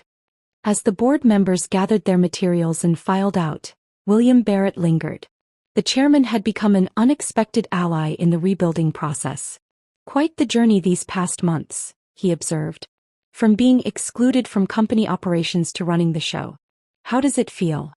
I considered his question seriously. Like reclaiming something that was always partly mine. William nodded. The investors are impressed with the recovery plan. The fact that you've stabilized the company this quickly is nothing short of remarkable. I had excellent motivation, I replied. And I wasn't building from scratch, just redirecting what had gone off course. After he left, I remained alone in the boardroom looking out at the city skyline. My phone chimed with a calendar reminder. Dinner with my sister and the children. Life had developed a new rhythm in the aftermath of Evan's betrayal. Weekdays devoted to rebuilding the company. Weekends often spent with family, rebuilding those connections as well. The notification that had once shown Evan's approaching flight now displayed a different countdown. 30 days until the final divorce hearing. The end of one chapter, the beginning of another. I gathered my things ready to leave the office that now truly felt like mine. The silent partner had found her voice, and it turned out she had quite a lot to say after all. The courthouse steps felt symbolic, a threshold between my past and future. I paused at the top, taking a moment to straighten my navy blazer before pulling open the heavy door. Inside, the polished marble floors echoed with purposeful footsteps as people moved between courtrooms, their faces reflecting various stages of anxiety, relief, or resignation. My attorney, Marissa Klein, waited by the entrance to courtroom C, her silver-streaked hair pulled back in a professional knot. She'd guided me through the maze of legal proceedings with unwavering competence over the past several months. "Ready?" she asked, her expression both kind and determined. "More than ready," I answered truthfully. We entered the courtroom together. It wasn't crowded, just a handful of observers, legal representatives, and court officials. And then there was Evan, seated beside his attorney, wearing an ill-fitting suit that wasn't his usual custom tailoring. The ankle monitor visible beneath his pant leg explained the change in his wardrobe standards. Our eyes met briefly. Where I had once seen charm and confidence, I now recognized only calculation and self-interest. He looked away first. Judge Harriet Nelson entered, and the proceedings began with efficient formality.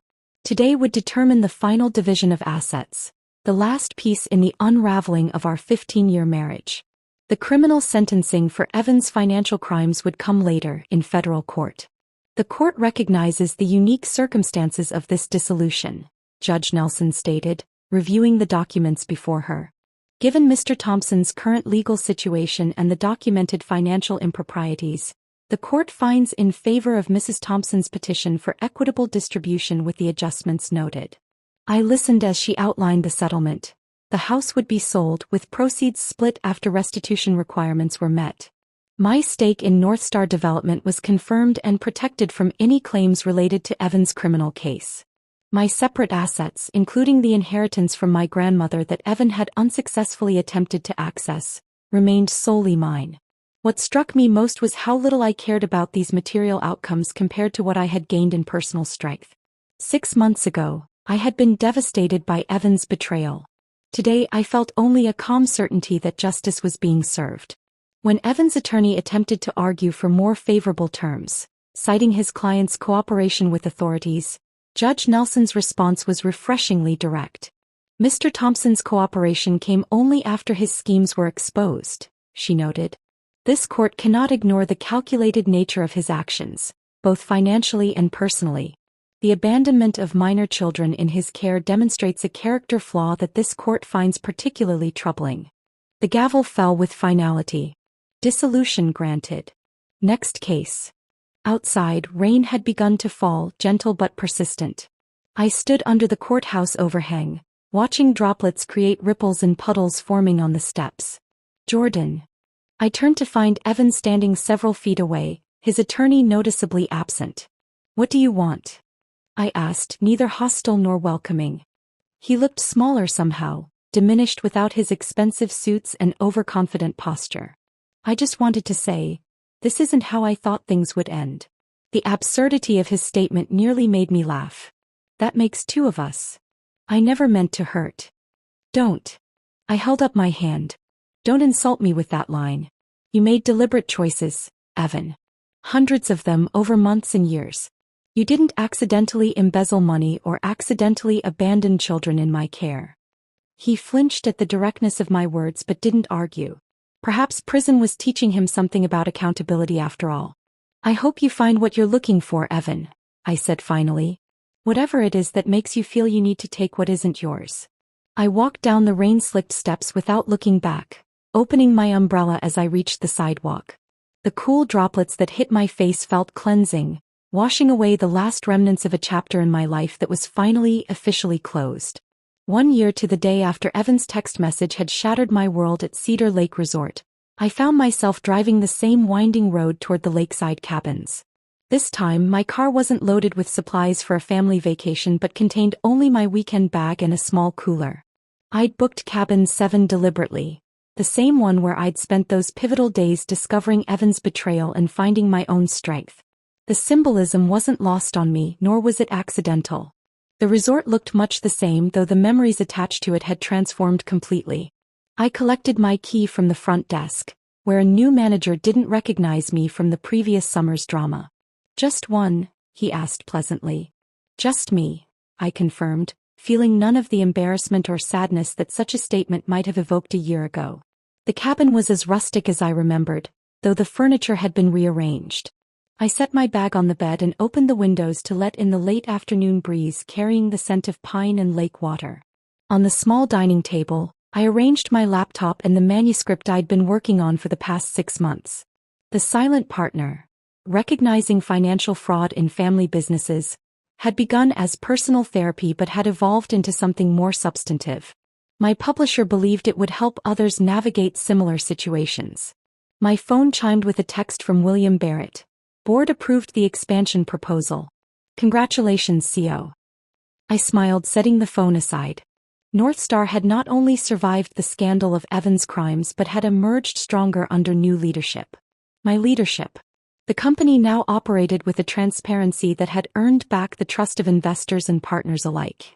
As evening approached, I walked down to the lake's edge, where families were packing up their beach gear after a day of swimming in sandcastles. I found a quiet spot on the shore and sat watching the sunset paint the water in shades of gold and crimson. My life had taken a shape I never could have imagined a year ago. The divorce was final. Evan was serving his sentence at a minimum security prison in Pennsylvania. The children who had been unwittingly abandoned at this resort had recovered from the disruption, though Charlie still occasionally sent me drawings of the sand castles we'd built together. I picked up a smooth stone and skipped it across the lake's surface. 1, 2, 3, 4 bounces before it disappeared beneath the gentle waves. The ripples spread outward, intersecting and creating new patterns on the water. That was the thing about consequences I'd learned. They didn't just impact the intended target but created ripple effects that touched everything around them. Evan's betrayal had been meant to discard me quietly while he pursued a new life. Instead, it had set in motion a chain of events that had revealed his crimes, strengthened my resolve, and ultimately freed me to become the person I was always meant to be.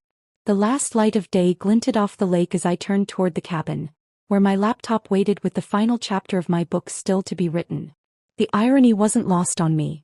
the silent partner now had a voice and quite a story to tell. As darkness settled over Cedar Lake, I typed the closing lines of my manuscript.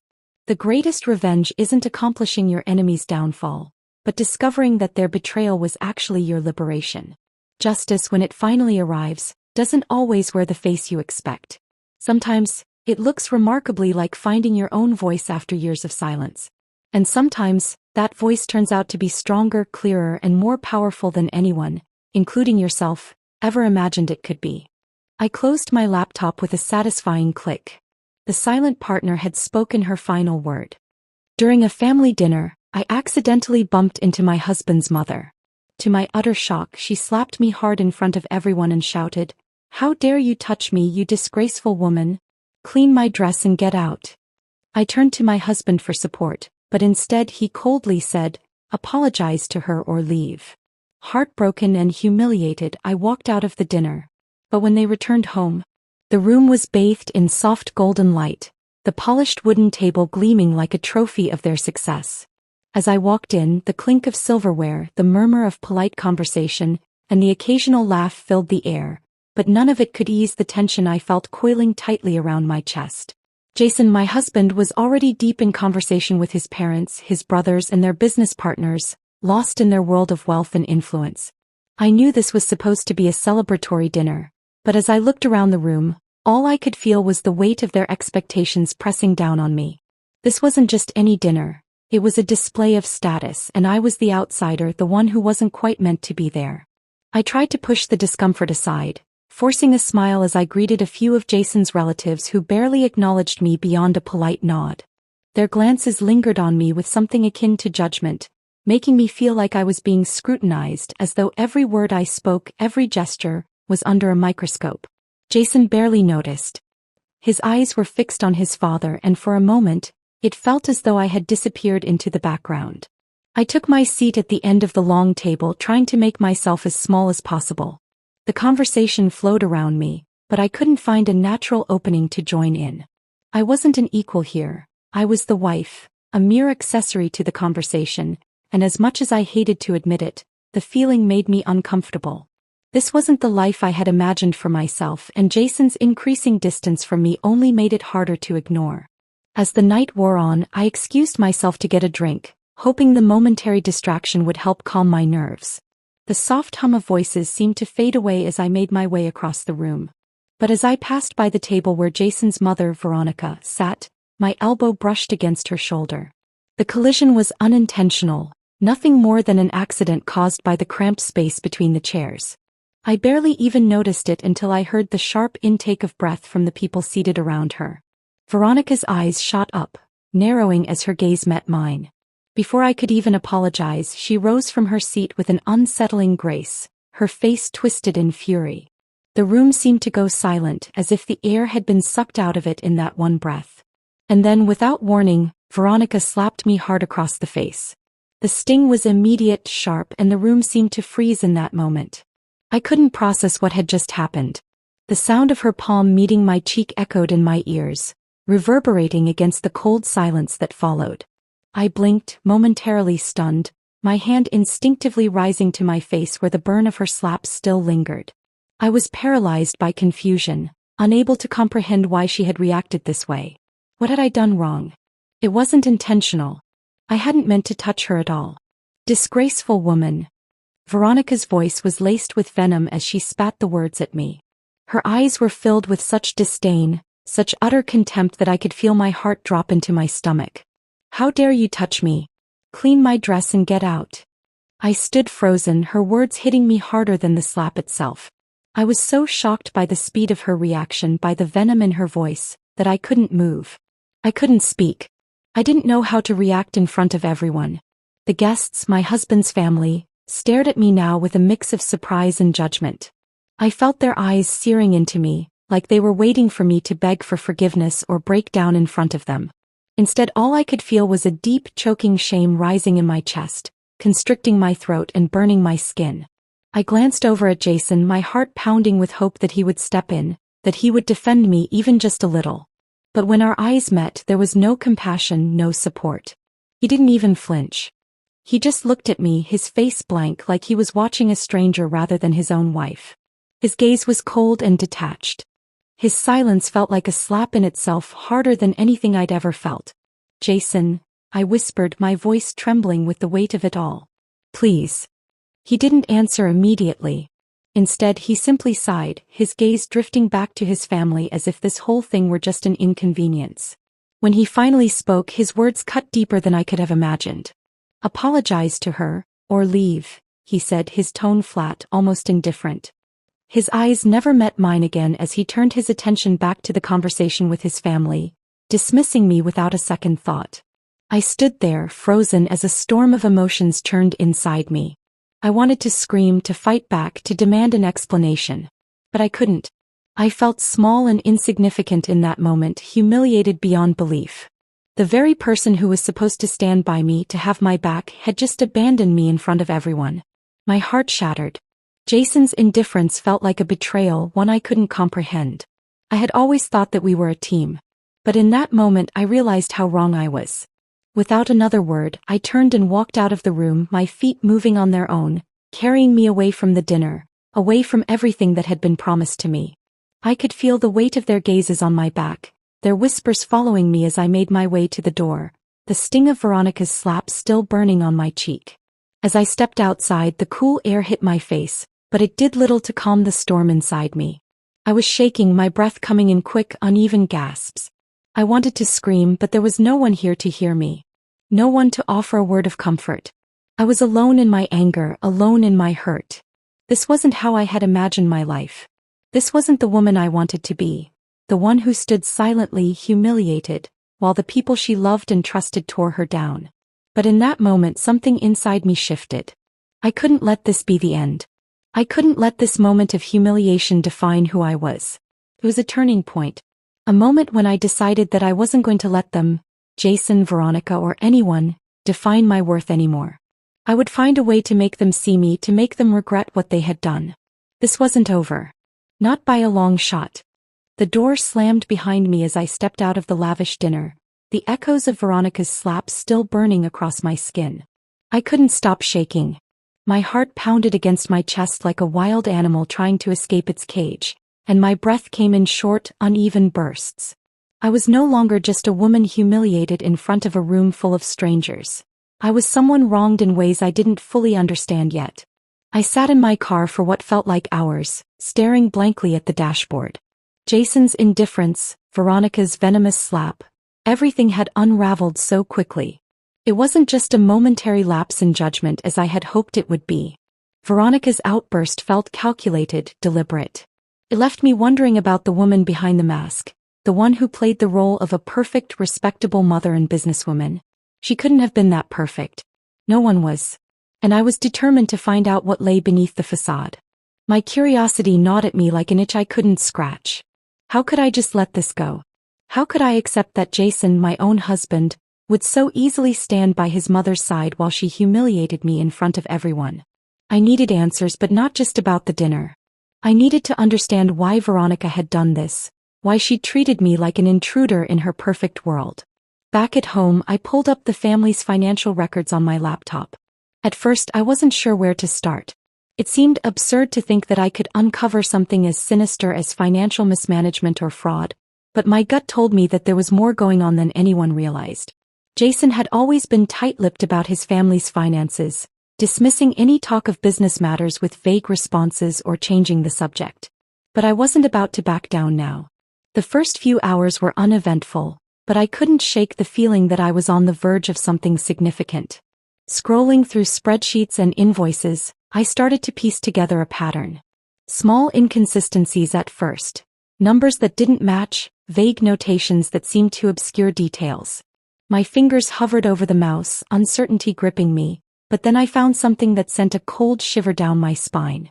A series of bank statements dated back over several years had been carefully filed away under one of the family's subsidiary companies, accounts I'd never heard of. I paused, reading the numbers. There, in black and white, was evidence of funds being transferred from the family business into Veronica's personal account. Large sums. The kind of money that would easily go unnoticed if no one was looking. I stared at the screen, my pulse quickening, This was no accidental mismanagement. This was deliberate. Veronica had been siphoning money from the family's wealth, hiding it away in accounts that only she controlled. The gravity of the situation hit me like a punch to the stomach. The woman who had slapped me, who had humiliated me without a second thought, was a thief. A master of deception. The more I dug, the worse it got. Veronica hadn't just stolen small amounts. She'd made lavish purchases, buying luxury properties, real estate, expensive cars, and investments that no one had known about. She had been living a double life, one that she had carefully hidden from the rest of the family. Her name wasn't on the properties, but the trail of money leading to her was undeniable.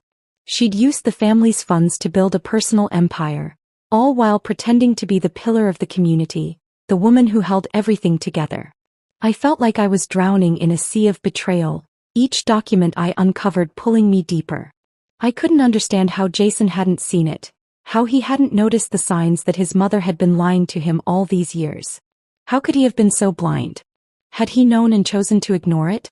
Or was he truly oblivious to the monster lurking beneath the surface? It didn't matter. What mattered now was that I had uncovered the truth. Veronica's control over the family's wealth wasn't just about money, it was about power. She had positioned herself as the untouchable matriarch, the one everyone depended on, the one who held all the cards. And it had worked. Jason's loyalty to her, his blind devotion, had allowed her to get away with everything. She had manipulated everyone, including me. For the first time in my life, I felt a surge of something powerful. It wasn't just anger, it was empowerment. I wasn't a victim anymore. I had something she couldn't control, the truth. And now I could use it to fight back. I spent the next few days piecing together everything I had found, compiling a dossier of evidence that would leave no room for doubt. Every transaction, every purchase, every hidden asset. Veronica's secrets were laid bare before me. I knew this wasn't going to be an easy fight. Exposing her would shake the very foundations of the family, but I couldn't back down. Not now. Not after everything she'd done. There was a bitter irony to it all. Veronica had made me feel small, insignificant, like an outsider in her world. But now I had the power to change everything. The woman who had tried to strip me of my dignity was about to be exposed for the fraud she truly was. I had to be careful, though. I couldn't just storm in and confront her demanding answers. If I did, she would bury me. She had too many resources, too much influence. No, I had to be smarter. I had to make sure the family learned the truth on their own, without me appearing as the one who had revealed it. Subtlety was the key. I started by sending an anonymous tip to a trusted family member. Someone who had always been close to Veronica but had never fully trusted her. I knew this person wouldn't hesitate to investigate further once they had the right information. The seeds of doubt had been planted, and I was certain that they would grow. Over the next few days, I watched from the sidelines as the wheels began to turn. It wasn't long before whispers started circulating through the family. Veronica's lavish lifestyle, the unexplained wealth, the hidden assets. No one could ignore it anymore. The truth was slipping out, and there was nothing she could do to stop it. Jason, oblivious to everything that was happening around him, remained caught between his loyalty to his mother and the mounting evidence of her betrayal. But with each passing day, I could see the cracks forming in the perfect world they had built. Veronica's power was slipping away piece by piece, and I was the one pulling the strings. The illusion had been shattered. And for the first time in my life, I could finally breathe. The weight of my discovery settled heavily on my shoulders, an overwhelming burden that seemed to grow heavier with each passing day. I had the truth now. Veronica's deceit, her manipulation of the family's wealth, and her ability to maintain the perfect facade for so long. But this knowledge wasn't enough. I couldn't just walk in and confront her. This wasn't about a public showdown. It wasn't about wild accusations or a dramatic scene. No, I needed to be smarter. I needed to be strategic. I needed to dismantle her empire, piece by piece, in a way that left no room for doubt. I started by gathering more evidence. What I had was already damning, but it wasn't enough. Veronica had been careful, too careful. There were still gaps in the trail, and I couldn't afford to make any mistakes. I spent hours sifting through her financial records, pulling apart her transactions, finding receipts buried in digital archives. Each document I uncovered made me feel more nauseated, more furious, but it also brought a strange sense of power. For the first time, I wasn't just a victim of her cruelty. I was in control and I wasn't going to waste it. I carefully collected emails, account statements, and invoices, meticulously sorting everything into folders, making sure I had an airtight case. There was a sense of satisfaction as I stacked each piece of evidence into neat piles, a methodical record of her lies. I knew that the family would never be able to ignore the truth once it was laid out before them. But the thought of just barging in with everything I had made my stomach turn. I could already see the look on Jason's face. Confusion, maybe anger. But there would be no understanding, no realization that his mother was the mastermind behind all of this. I couldn't risk a direct confrontation with Veronica, not yet. I had to be subtle. This needed to happen slowly in a way that no one could deny. So I devised a plan. The first step was to leak the information, but not directly. I needed to work from the shadows, planting seeds of doubt in the minds of the family members who were close to Veronica, the ones who would be most receptive to the idea that something was wrong. It had to be people who already questioned her motives, even if they didn't yet know why they felt that way. I chose my targets carefully, starting with a few distant relatives who had always been uncomfortable with Veronica's role in the family business. They were quiet about their suspicions, but I knew they were there. All I had to do was nudge them in the right direction. I casually dropped hints in conversations, never outright accusing Veronica but instead alluding to the possibility that things weren't as they seemed. I would mention a piece of evidence, a transaction that didn't quite add up, and then watch the wheels start to turn in their heads. I knew they wouldn't jump to conclusions immediately, but they would start asking questions, and that was all I needed. The first person to take the bait was Jason's aunt, Rachel. She had always been the family's silent observer, someone who didn't get involved in the business but kept a sharp eye on everything happening around her. We were alone one afternoon at a family gathering, and I casually brought up the subject of the family's finances. I mentioned a few inconsistencies I had noticed, things that didn't add up, and subtly suggested that someone in the family might be hiding something. Rachel's eyes narrowed, her curiosity piqued. "I've always thought something was off," she said, her voice barely above a whisper. "But I never could put my finger on it." That was all I needed. She was on the hook now. Over the next few days, I kept feeding her small pieces of information, carefully chosen so they didn't seem too obvious, but enough to spark her suspicions. The cracks in Veronica's armor were starting to show, slowly but surely.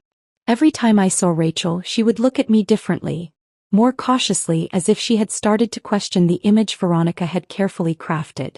It felt like the first real victory, even if it was still behind the scenes. As more people began to ask questions, I started to feel the weight of the plan taking shape. Veronica's carefully constructed social standing, the perfect image she had portrayed to the world, was starting to unravel. There were whispers now, hushed conversations behind closed doors. What had been an unspoken respect for Veronica's role as the family matriarch was slowly being replaced by suspicion. The family wasn't blind, they just hadn't wanted to see what had been hiding in plain sight for all these years. Meanwhile, I watched from the sidelines, feeling a strange mix of satisfaction and guilt. Watching Veronica's world begin to crack was like witnessing the slow collapse of a once great empire. She had controlled everything, her reputation, her family, the wealth, but now all of it was slipping through her fingers. I had to admit there was a part of me that felt vindicated, even powerful. I had been nothing but a pawn in her game for so long. But now I was the one holding the pieces. Jason, however, remained oblivious. His loyalty to his mother blinded him to the growing storm. At first I thought it would be easy to keep him in the dark, but as the family's suspicions grew, Jason began to sense something was wrong.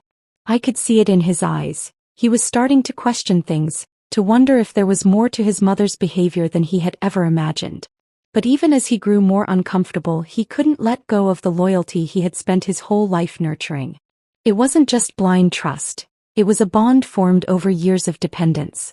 I could see the internal struggle in his face, the tightness in his jaw whenever the family started talking about Veronica's actions.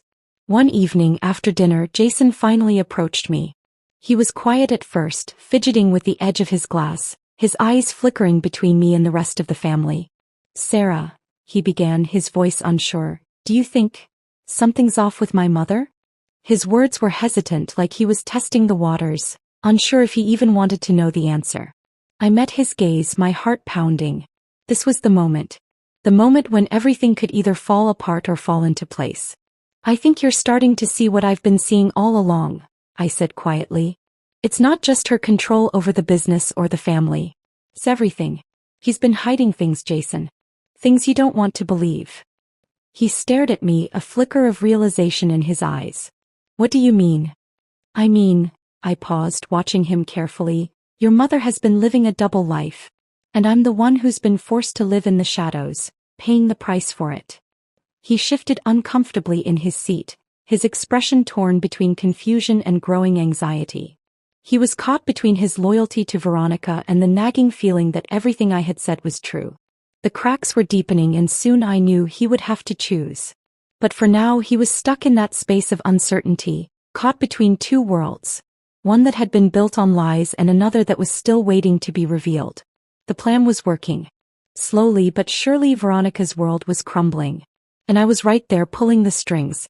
Each day that passed, it became harder to ignore the chaos Veronica's empire had unleashed. The whispers I had carefully planted had taken root, growing louder with each passing hour. At first it was only a few cautious family members questioning her decisions, but soon it became a tidal wave of suspicion. The once smooth veneer of the family business began to crack, revealing the rot beneath. I watched with a mixture of satisfaction and unease as Veronica's tightly controlled world started to crumble. It began with a single question. One of the family's major investors, a man who had always kept to the background, suddenly asked why there were discrepancies in the company's accounting. At first, Veronica brushed it off, waving it away with a practiced smile and a well-rehearsed excuse. But the more she deflected, the more the cracks widened. Other investors began to take notice, their questions becoming more pointed, more insistent. Veronica's usual charm no longer seemed to work. The confidence that had once made her untouchable now appeared brittle, thin. In one of the family meetings, an executive who had always deferred to Veronica in the past, stood up and demanded transparency. His voice, usually reserved and neutral, was now laced with concern. He wasn't the only one. There were murmurs from others around the table, questions about the company's financial health, doubts about the extravagant purchases, and what seemed like unaccounted for spending. Veronica's face tightened, her usual composure slipping as she tried to manage the growing tide of scrutiny. She attempted to dismiss the accusations, her voice sharp, her words rehearsed. But it was no use. The more she spoke, the more her dishonesty was laid bare. The family wasn't buying it anymore. They could see the holes in her explanations, the inconsistencies that had once gone unnoticed. Her attempts to maintain control only made things worse, as if every word she spoke added fuel to the fire. The polished image she had so carefully curated over the years was beginning to melt away, piece by piece. The realization that Veronica had been embezzling funds over the years shook the family to its core.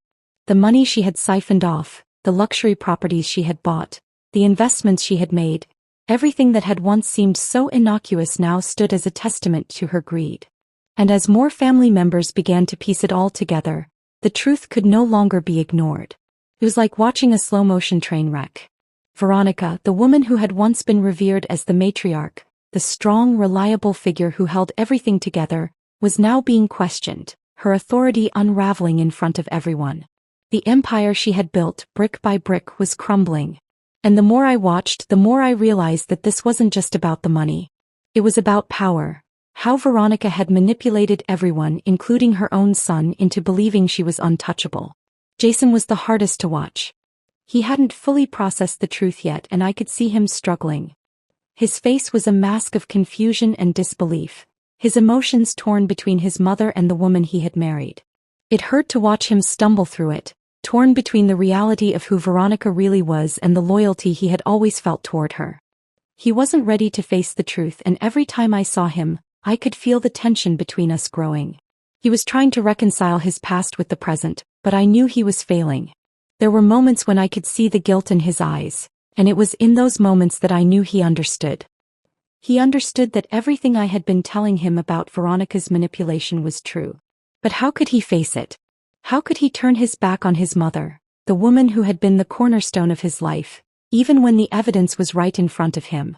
The realization was too much for him to bear, and I could see the emotional distance between us growing wider by the day. But there was no time for his confusion to fester. Veronica's hold on the family business was slipping fast. The family couldn't afford to wait for Jason to come to terms with the truth. At the next crucial business meeting, the stakes were higher than ever. The pressure was mounting, and it was clear that this meeting would either mark the beginning of Veronica's downfall or solidify her reign as the family's matriarch. I had to make my move. With everything in place, I walked into the meeting armed with irrefutable evidence. It wasn't a dramatic confrontation. There was no shouting, no heated accusations. It was a quiet, calculated move. I presented the documents, the financial records, the emails that exposed Veronica's lies and deceit. Each piece of evidence was like a dagger, each one a piece of the puzzle that had taken me weeks to assemble. I laid it all out for them methodically, without emotion, as if I was presenting the facts in a courtroom. At first there was silence. The family members who had been questioning Veronica looked at the documents with disbelief, their faces shifting from confusion to shock. Veronica's face, however, turned an unmistakable shade of pale as she tried to mask her panic.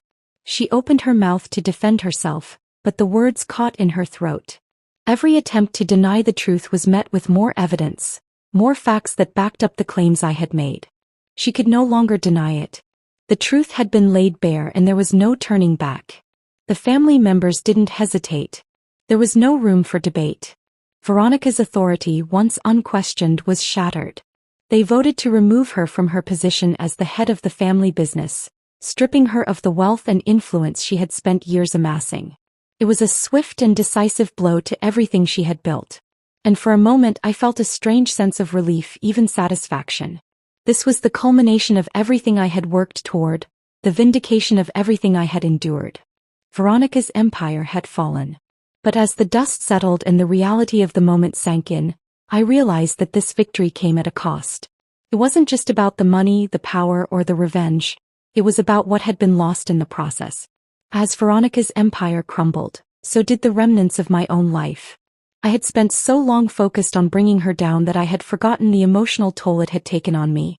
The satisfaction of seeing her exposed was hollow, and the emptiness that followed was hard to ignore.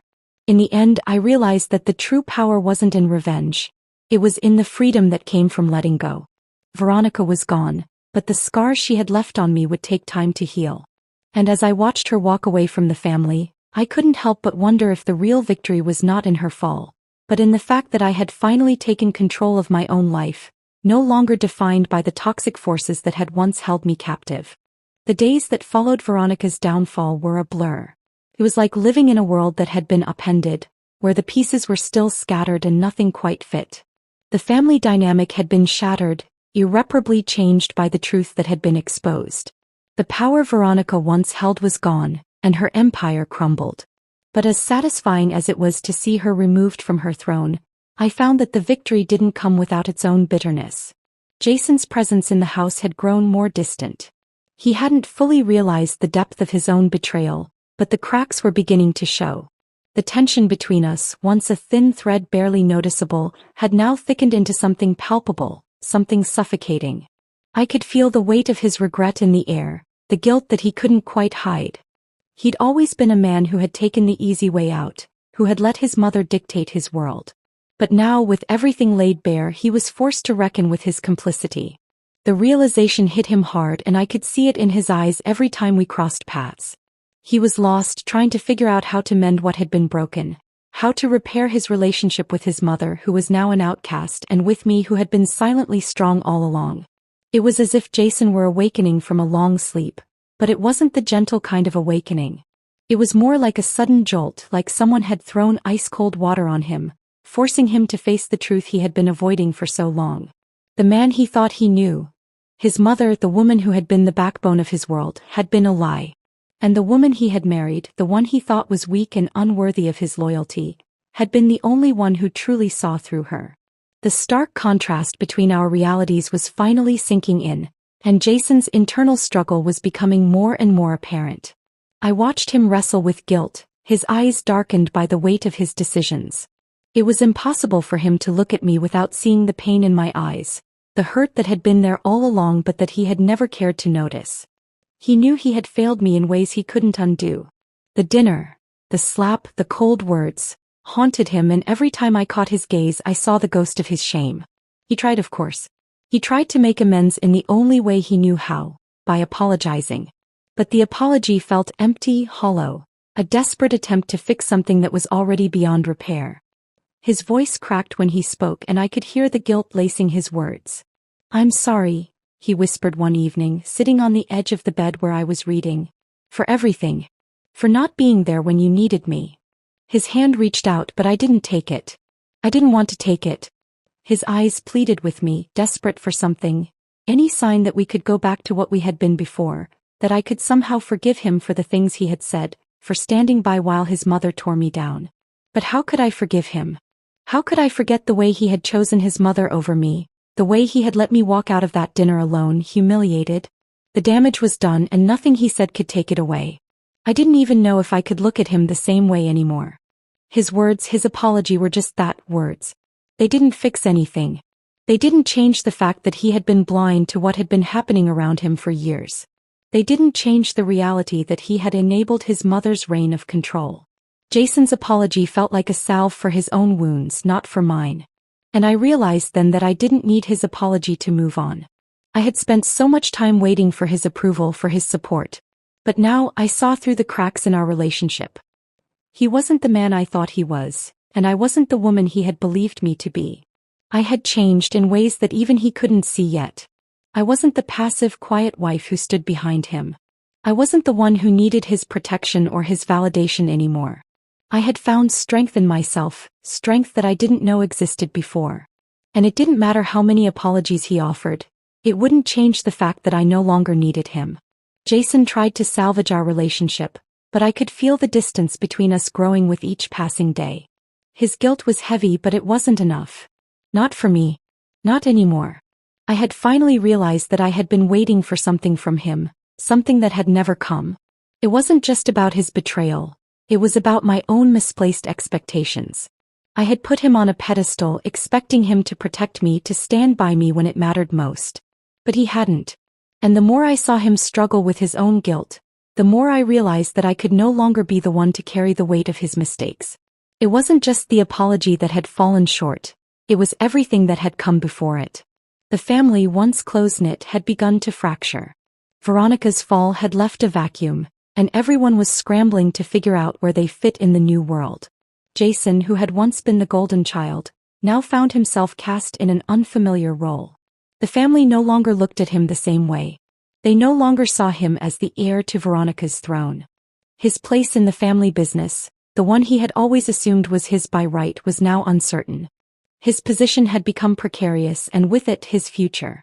The family members who had once supported him now looked at him with suspicion, questioning his involvement in the business, his loyalty to Veronica, and whether he had known about her actions. The trust they had placed in him, in both his mother and him, had been shattered. He was no longer the man they believed he was, and he could feel the weight of that distrust even if he tried to mask it. But what hurt Jason the most wasn't the distance between him and his family. It was the growing distance between him and me. I had made my decision. I couldn't stay in a marriage that had been built on so many lies. I couldn't keep pretending that things could go back to how they had been. Jason's world had crumbled, and I knew that mine had to as well. I wasn't going to wait for him to fix everything. I wasn't going to spend the rest of my life walking on eggshells, hoping that one day he would realize the depth of his mistakes. I had learned that true strength wasn't about waiting for someone to rescue me. It was about standing on my own. And standing beside someone who didn't see that strength wasn't the kind of future I wanted anymore. I left. It wasn't easy, and it wasn't something I did lightly. But when I walked out the door, I felt lighter than I had in years. It was painful, it was heartbreaking, but it was also freeing. Jason would have to find his own way, just as I had found mine. And while his future remained uncertain, mine was filled with possibility. When I left Jason, it felt like the end of one life and the beginning of another. The apartment I rented was small, a temporary home, but it was mine. Every corner of it felt like a reflection of me, unpolished, still finding its place but full of potential. The weight of the past had settled behind me, and with each new day I felt myself standing taller. I wasn't just surviving anymore. I was beginning to live again. For the first time in years, I didn't have to answer to anyone. The constant fear of disappointing Jason or trying to keep up with the expectations of his family was gone. I could breathe, unburdened by their judgments, free from the invisible chains that had bound me for so long. But freedom, I quickly learned, was not as simple as just leaving everything behind. It was a process, one that required me to confront my own fears and uncertainties, to redefine who I was without the roles I had played for so long. The first few weeks were the hardest. I spent my days working to keep busy, trying to fill the emptiness that lingered in the silence of my apartment. I focused on small things, organizing, decorating, creating a space that felt like mine, a place where I could regain my sense of identity. But more than anything, I had to focus on myself. I had to find out who I was when I wasn't trying to be someone else's version of who I should be. I found solace in the simplest of tasks, walking through the streets of the city, breathing in the fresh air, feeling the sunlight on my face. It was liberating to take up space, to exist fully in the world without fear or shame. For years, I had let my life be dictated by others. Now it was mine to shape, mine to mold into whatever I wanted. It wasn't long before I realized I couldn't stay stagnant. I couldn't live on the sidelines of my own life, watching as the world moved forward.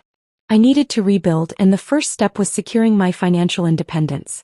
I had always been good with numbers, with analyzing patterns, and the skills I had developed over the years in the background of Jason's family business were valuable. I could leverage those skills to create something for myself, something that no one could take away. I started small, taking on freelance work to help businesses streamline their operations, using my knowledge of finance and strategy. At first, it felt like a slow climb. The uncertainty was overwhelming, and there were moments when I wondered if I had made the right decision. But as I gained clients, as I saw the fruits of my labor manifest in tangible results, I began to feel a sense of accomplishment. Each project, each successful deal, was a step toward reclaiming my independence. The first time I received a payment for a project, I stood in my small apartment holding the check in my hands and I cried. It wasn't just the money, it was the realization that I had done this. I had built something for myself, something real. And with that, I knew that I could never go back to the life I had with Jason. I started to make new connections too. People who saw me for who I truly was, not as the woman married to Jason, not as someone's daughter or someone's wife, but as Sarah. Strong, intelligent, capable. They recognized the value in what I offered and they respected me for it. It was the first time in years that I had felt seen, truly seen. And in return, I opened up to them, letting go of the armor I had built to protect myself from the world. Slowly, the walls came down and I allowed myself to trust again. There were moments, of course, when doubt crept in. Moments when the old fears returned, when the memories of Jason's indifference and the weight of Veronica's manipulation threatened to pull me back into a life of uncertainty. I would wake up in the middle of the night, heart racing, unsure of what the future held. But each time I reminded myself that I had come this far. I had faced the hardest decision of my life and chosen to walk away. I could face whatever came next. One afternoon, as I sat in a small cafe meeting with a new client, I realized how far I had come. The woman sitting across from me wasn't the same woman who had walked out of Jason's house, broken and defeated. She was strong, confident, and independent. She had reclaimed her power, not just over her life but over her destiny. She was a woman who knew her worth and wasn't afraid to fight for it. The world was open to her and she was ready to take it on. In the months that followed, I built my business. Slowly but surely it grew. I learned more than I ever thought I would, both professionally and personally. I learned how to trust myself again, how to make decisions based on my own needs, not the expectations of others. I learned that the greatest strength comes not from having everything under control, but from having the courage to keep going even when things seem uncertain. The pain of the past didn't disappear overnight, but it began to fade. It was like shedding old skin, like stepping out of the shadows and into the light. I no longer saw myself as a victim of betrayal, as a woman who had been wronged. Instead, I saw myself as someone who had survived, who had faced the worst and come out stronger on the other side. There were still moments when I wondered about Jason. If he regretted losing me, if he would ever understand the depth of my pain, the betrayal that had driven me to leave. But those thoughts were fleeting. The truth was, I had given him every opportunity to stand by me, to choose me. He hadn't. And that was something I had to accept. But I didn't need him anymore. I had created a life for myself, one that was filled with purpose and meaning. I had learned to trust my instincts, to follow my heart and to create my own happiness. And in doing so, I had become something I never thought possible. A woman who was whole, who was enough on her own. It was in those quiet moments of reflection when I sat in the stillness of my apartment that I realized the true power was not in revenge or in getting back at those who had wronged me. The real power was in moving forward, in letting go of the past and embracing the future. It was in choosing myself every single day and knowing that I was enough.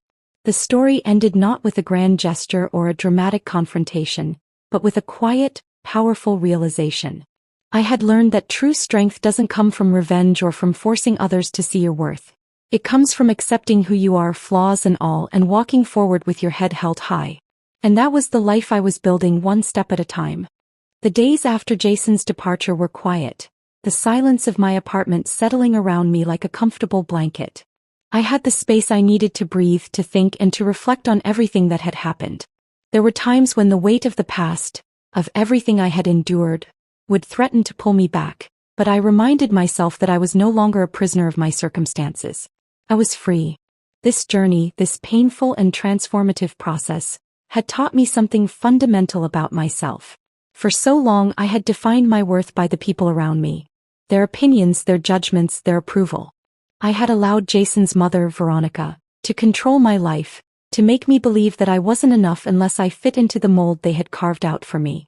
But now I realized that my worth was never tied to anyone else's validation. I was enough just as I was. The truth was, I didn't need their approval. I had spent so much time chasing their acceptance, thinking that it would give me peace, but it never did. It only left me feeling empty and lost. But now I had found something better: self-empowerment. I had found the strength to stand on my own, to carve out my own path and to decide my own fate. No one could take that from me. I had learned that I didn't need permission to exist on my own terms. The power of self-empowerment didn't come from anything external. It wasn't about proving myself to others or seeking revenge. Revenge, I realized, was a fleeting satisfaction. It wasn't what brought peace. It wasn't what healed the wounds. The real power came from letting go. Letting go of the past, letting go of the people who had hurt me, and letting go of the need to control everything around me. It was about choosing to move forward, to embrace the future with all its uncertainty and possibility. As the weeks passed, I focused on rebuilding my life. I immersed myself in my work, the projects that gave me purpose, the clients who valued my skills and intelligence. Each day I took steps toward creating a future that was mine and mine alone. I took pride in the work I did, in the progress I made, and in the fact that I was doing it all by myself. I no longer relied on anyone else's validation to feel worthy. But what surprised me most was how my transformation began to affect those around me. It wasn't just about me anymore. My journey had become something greater, something that inspired others. I started to hear stories from women who, like me, had felt trapped by societal expectations, by family obligations, or by the pressures of being someone they weren't. They saw something in me, something that resonated with their own struggles. They saw strength in my story, resilience in the way I had risen from the ashes. One afternoon, a woman named Emily, a fellow entrepreneur I had met through one of my business ventures, reached out to me. She had heard about my journey and wanted to share her own. "I just wanted to thank you," she said, her voice quiet but filled with emotion. "I've been following your story, and it's made me realize that I don't have to stay in the life I've built for others. I can create my own. You've shown me that it's possible to break free." Her words stayed with me long after the conversation ended. It wasn't the first time I had heard something like that, and it wouldn't be the last. The more I shared my story, the more I realized that my transformation wasn't just for me. It was for everyone who had ever felt powerless, for everyone who had ever believed that they didn't have the strength to change their circumstances. I had become a symbol of resilience, a reminder that it was never too late to start over, to reclaim your life, and to create the future you wanted. In a way, my story had become a beacon of hope for others. And as I watched these women step into their own power, I knew that the true measure of my journey wasn't in the downfall of Veronica or the pain I had endured. It was in the lives I had touched, the women I had inspired, and the legacy I had begun to build. The family's downfall, as satisfying as it was never the true victory. Veronica's empire had crumbled, yes, but it was my own rise that mattered most. I had taken control of my life, of my future, and that was the ultimate form of revenge. Not because I had caused pain or destruction, but because I had found a way to move forward, to live well, and to find peace within myself. The greatest revenge was living a life that didn't need to be defined by betrayal, by anger, or by the people who had tried to hold me back. I began to realize that the power I had found wasn't just about being independent, but about embracing the fullness of who I was. I had spent so much of my life trying to fit into a box, whether it was the role of the dutiful wife, the quiet woman in the background, or the person who always followed others' expectations. But now I was free to define myself. I was free to be whoever I wanted to be, to chase whatever dreams I desired, and to build a life that was true to who I was at my core. The quiet moments of reflection became my grounding. When I sat alone in my apartment, the lights dimmed, the world outside still and calm, I could feel the weight of my transformation. I was no longer the woman who had been defined by others' expectations or by the roles I had played. I was Sarah. The woman who had taken back her power, the woman who had found her voice, the woman who was capable of so much more than she had ever believed. There were days when the shadows of my past tried to creep back in, when the pain would resurface and threaten to pull me under. But each time I reminded myself that I had the strength to overcome it. I had already walked through fire and I had emerged stronger for it. I no longer feared the future. I embraced it with open arms, knowing that it held endless possibilities. And so I walked confidently into the future, not as a woman defined by her past, but as a woman who had reclaimed her life, her power, and her freedom. I knew there would be challenges ahead, but I was ready. I had already overcome so much, and I had learned that true strength didn't come from seeking revenge or living in the shadows. It came from the courage to move forward no matter the obstacles in my path. The journey had been long, but it was more than worth it. It had led me to this moment, standing tall, owning my truth and embracing the woman I had become. And that was a victory no one could ever take away from me.